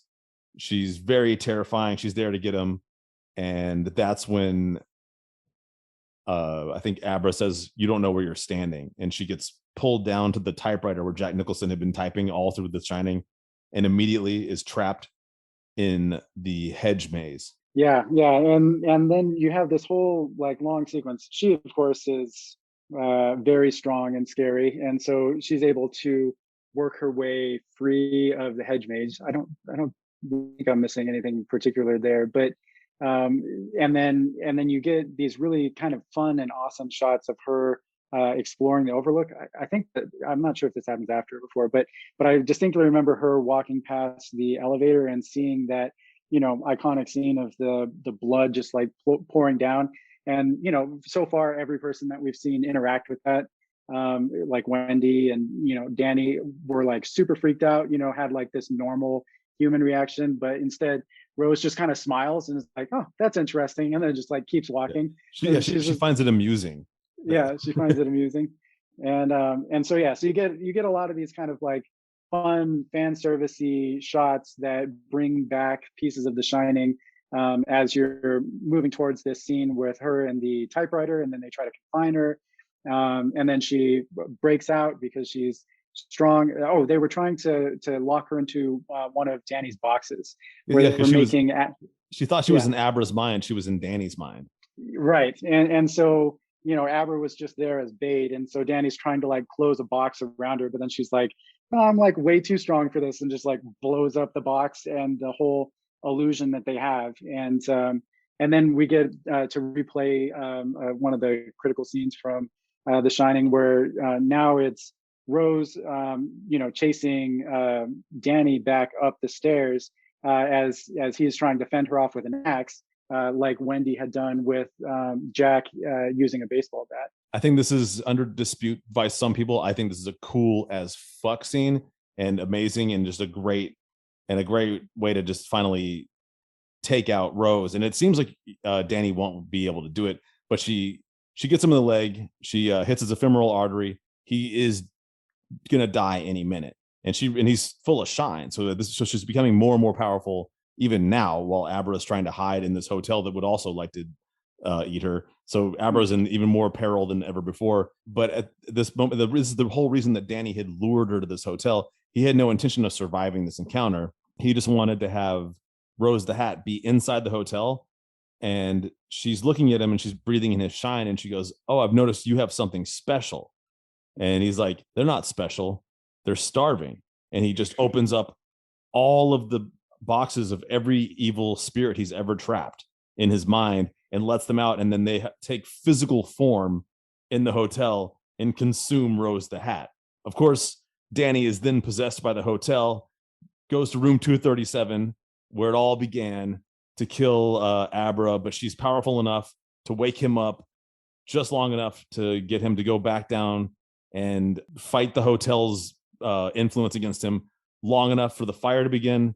And boom, the entire hotel goes up in flames. There you have it. Danny becomes the Decaloran to Abra, and the cycle moves forward. Yeah, which is a pretty fun and interesting way to go about it. Like he, you know, as far as like a character and everything goes, like he readdresses and releases all of those, you know, ghosts that he's been holding inside of himself, and then all of it gets consumed in the fire. And like there's some pretty strong symbolism in all of that.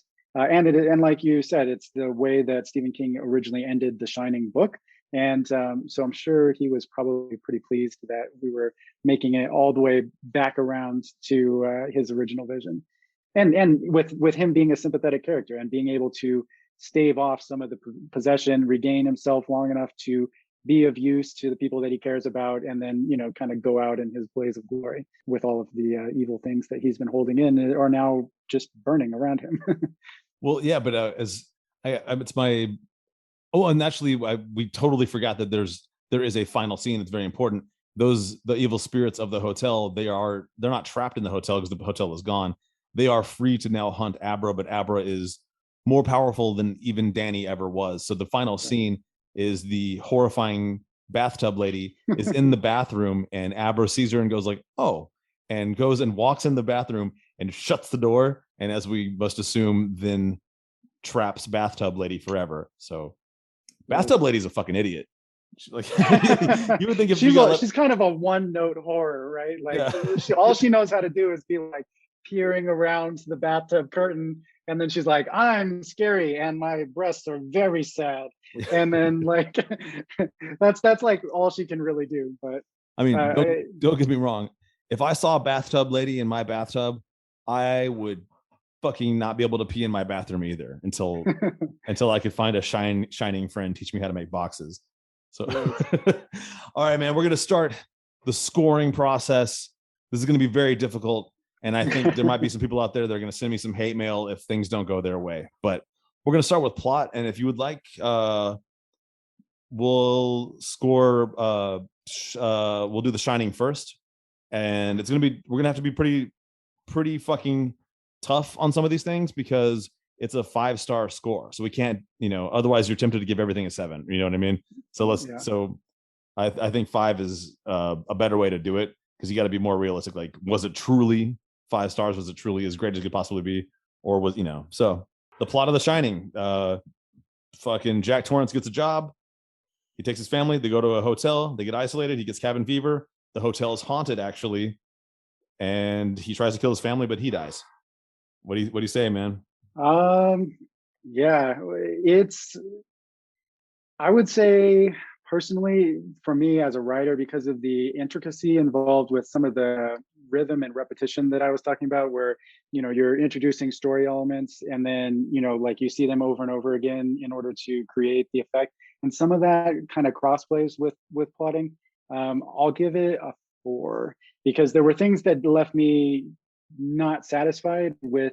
Like I said, I think some of it was a little bit more diffuse, and the plot architecture itself was very simple, although, arguably it worked. So I wouldn't say perfect plot, but I still enjoyed it. Yeah, I gotta say, the thing is, the fact that the plot is so simple is what gives the film its ability to be such a great film. I mean, Stanley Kubrick could not have done so much of what he did if the plot was any more complicated. It couldn't be a more complex plot and still probably be such a good movie. But I do have to agree with you that it's still, we're grading this on plot, not on an overall how great was. And like I said, I'm not grading this on how cool the Steadicam shots were. I'm grading this on plot. So I'm going to go with you on that. I'm going to say that The Shining gets a 4. It is a great plot, but it is not the perfect plot. Right. We have other examples of things that were just like fantastically plotted. So yeah. All right. Now this one, this is going to be interesting because you can't say that either film didn't have great acting, but we are going to have to score on acting. So sadly, I think the best way to do it is to do an overall. And so, because and I'm not trying to influence your decision at all, but I was going to say, like, you can say, hey, maybe that was one of the greatest performances of Jack Nicholson's career, or you could say maybe that wasn't one of the best performances of Ewan McGregor's career. But let's try and take everyone into account before we give them a score. And do you want to go first again? Sure. So I because of Nicholson's iconic role and the absolute nuance and dedication that he showed, and like you have to, I think everybody else did a good job too, but like you were saying with the background scenes where it's like he's not even really on camera, he's not like the focus, like, but you can see his malevolence and his hatred for his family. Like I don't know, I'm gonna give it a 5. Nicholson did like an amazing job with this movie, and I think everybody else did a great job too. There were like emotions everywhere. So yeah, Shining gets a 5 for me. God, man, I'm so tempted to say the same. So like, because like you said, Jack Nicholson, of course he steals the show. The little boy that played Danny, because his name is Danny, but I can't remember his last name right now. But great child actor. Did a really good I'm Terrified. So much fantastic acting. Obviously Shelley Duvall, just so much sympathy for her for having to be She seemed legitimately terrified most of the time.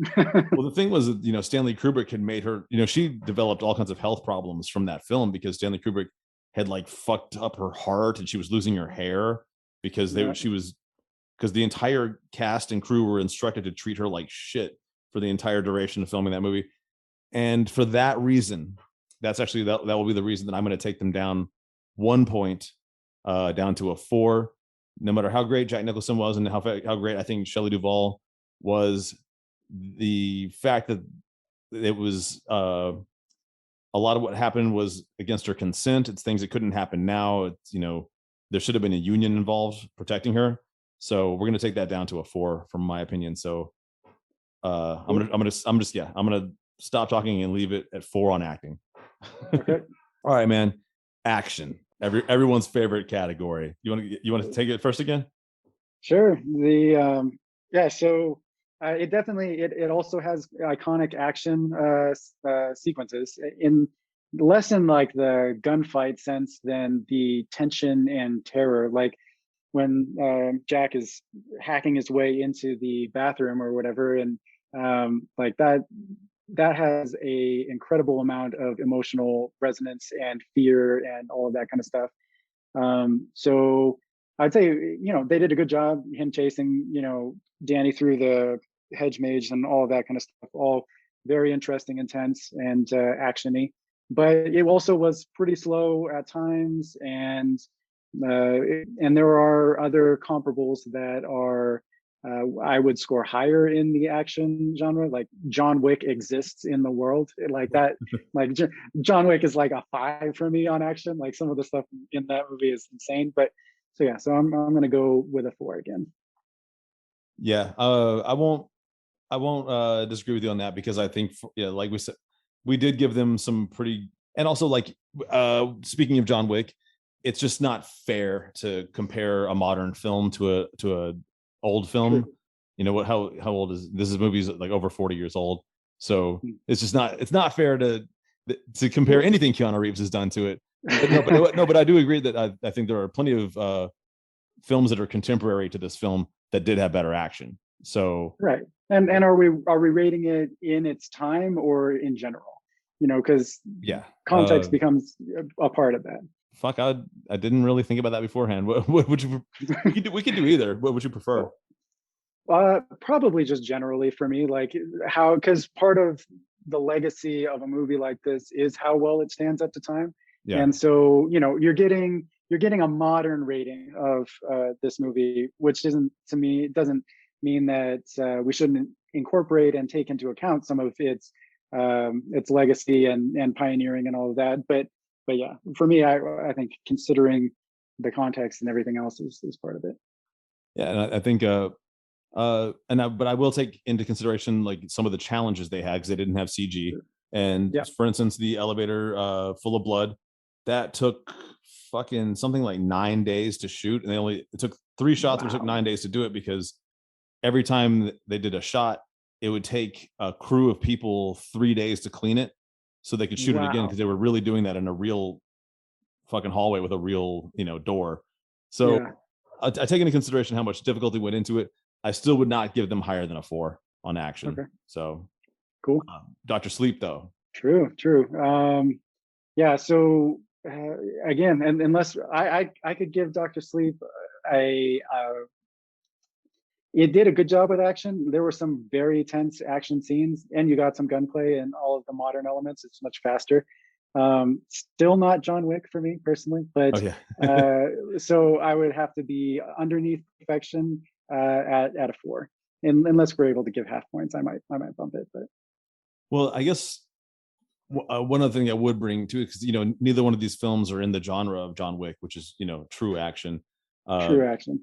But I have to bring out, and like I said, it's not necessarily fair to The Shining because they didn't have CG. But when Rose the Hat gets trapped in Abra's mind and gets degloved, when Rose the Hat is in the supermarket and she tries to reach out and touch Abra in the reflection in the cooler, and the cooler explodes and shoots her across the fucking thing. When Danny and Billy lay a sniper trap for the True Knots and they shoot all those True Knots. I could go on, man. When all the spirits of the Overlook Hotel finally kill Rose the Hat, I'm gonna have to give it a 5 on action. There you go. All right, That'll work too. Final category is wow factor. I guess let's go ahead and start with The Shining, and whatever you have to say, man. Yeah, well, I think that it has a incredible amount of wow, and it was a tremendously uncomfortable experience, both because I just rewatched it a couple of days ago, and doubly so when I watched it when I was a youth. Like it was just like it is a overwhelming, experience that is incredibly uncomfortable and contains and this is kind of the category that you can shove some of the extra stuff in there that was really awesome, like some of that rhythm and the just fantastic score. You mentioned it being very uncomfortable sounds a lot of the time too, but like the atmosphere that they presented and some of the really like intricate details, like using the false architecture for the building, where even with like juxtaposed scenes that look like they're continuous, like with Danny transitioning between two hallways that are on different floors of the room, and the layers of symbolism with the maze and the different ways with the death and reincarnation and the cycles of the various caretakers and just all of that put together. I will probably give it a 5 on the wow factor. It hits emotionally really hard in ways that are not necessarily positive, but like for me on wow factor, a 1 would be something that I like walked away with and never thought of again because it just like wasn't interesting. Yeah. And this is a movie that like gets into your brain and then just stays there literally forever. Yeah, I'm gonna totally agree with you on this one. I mean, this is why The Shining to this day is still getting spoken about. That's why we're talking about it. It's got a 5 on wow factor. I mean, The Simpsons, probably the best Treehouse of Horror they ever made was The Shining, with where no beer, no TV makes Homer go crazy. So fuck yeah, 5 on wow factor. I believe that puts us slightly at odds on our final scores, man. I think that you scored. Actually, let me just tally it up and we'll do the exact thing. I think we're 2 points off. I think we both gave plot a 4. Am I right? Yeah. So 4, and then you gave acting a 5. I gave acting a 4. So you were at. So we're both. I'm at 8. You're at 9. 9. We're just doing The Shining right now, right? Okay. No, I think we did one from Dr. Sleep, but we need to go back and do the other ones from it. Yeah. So just The Shining right now. I should have written this down. Well, I mean, I was keeping track. What it is we're 2 points separate because I scored acting in I scored acting in Dr. Sleep higher than The Shining. You scored acting in The Shining higher than Dr. Sleep, and I scored action in Dr. Sleep higher, and you scored action in Dr. Sleep 1 point lower. 1 point lower. So grand total is, I think you came away with The Shining wins. I came away with Dr. Sleep wins, which doesn't totally surprise me. No, that sounds exactly like I would have expected this to go. but we were extremely close at the end. I mean, we're just only on the couple things we differed on by 1 point. Yeah. And I think all in all, we came away 2 points different on our total belief system here. I'd like to go ahead and score and say, in order to make this, just for a takeaway for everyone that's been listening, I believe that the best thing to do is to watch The Shining and Dr. Sleep as one long 5-hour movie. Yeah, and expect to be uncomfortable. but that also, like, you end less uncomfortable because you get some of the resolution that comes with Dr. Sleep. So it doesn't leave you like emotionally disturbed for a significant amount of time, like if you just end at the end of The Shining. So having them go together probably is a good idea. Yeah, that's good. We talked about earlier is that the Shining is the trauma and Dr. Sleep is the healing. And so Dr. Sleep is it's a little bit more feel good, right, but but there's plenty of feel bad in that movie too. There's plenty of both, and it's kind of sad for people who didn't have the option of watching them back to back, and you just have like 30 years of trauma from having watched Shining and then waiting for Dr. Sleep to come out and heal you a little bit. Yeah, so it was fun. There was one amusing thing that I thought was funny that I didn't think about while we were actually like going through everything. But so you have the True Knot, which is these people who are basically vampires for the steam, which is like the magic power for people that are gifted with the shine. And so anyway, so you have they're like consuming steam, so it's very steamy, and everybody's shining, and they're vampires. So it's kind of a spiritual successor to Twilight, which had sparkly vampires. I refuse to agree with you, man, but I don't know, man. Let's hit up. I recently became more of a fan of Kristen Stewart. I didn't used to, because I hated those movies, but she made a movie called Underwater where she basically fights Cthulhu and fucking. I know that's not what we were talking about today, but shout out that movie if anybody wants to watch it. If you weren't a Kristen Stewart fan, it might make you into one. Brandon, thank you so much for co-hosting my Reviews Are My Own, man. And have a fucking awesome day, dude. Yeah, thanks for having me back. Always awesome.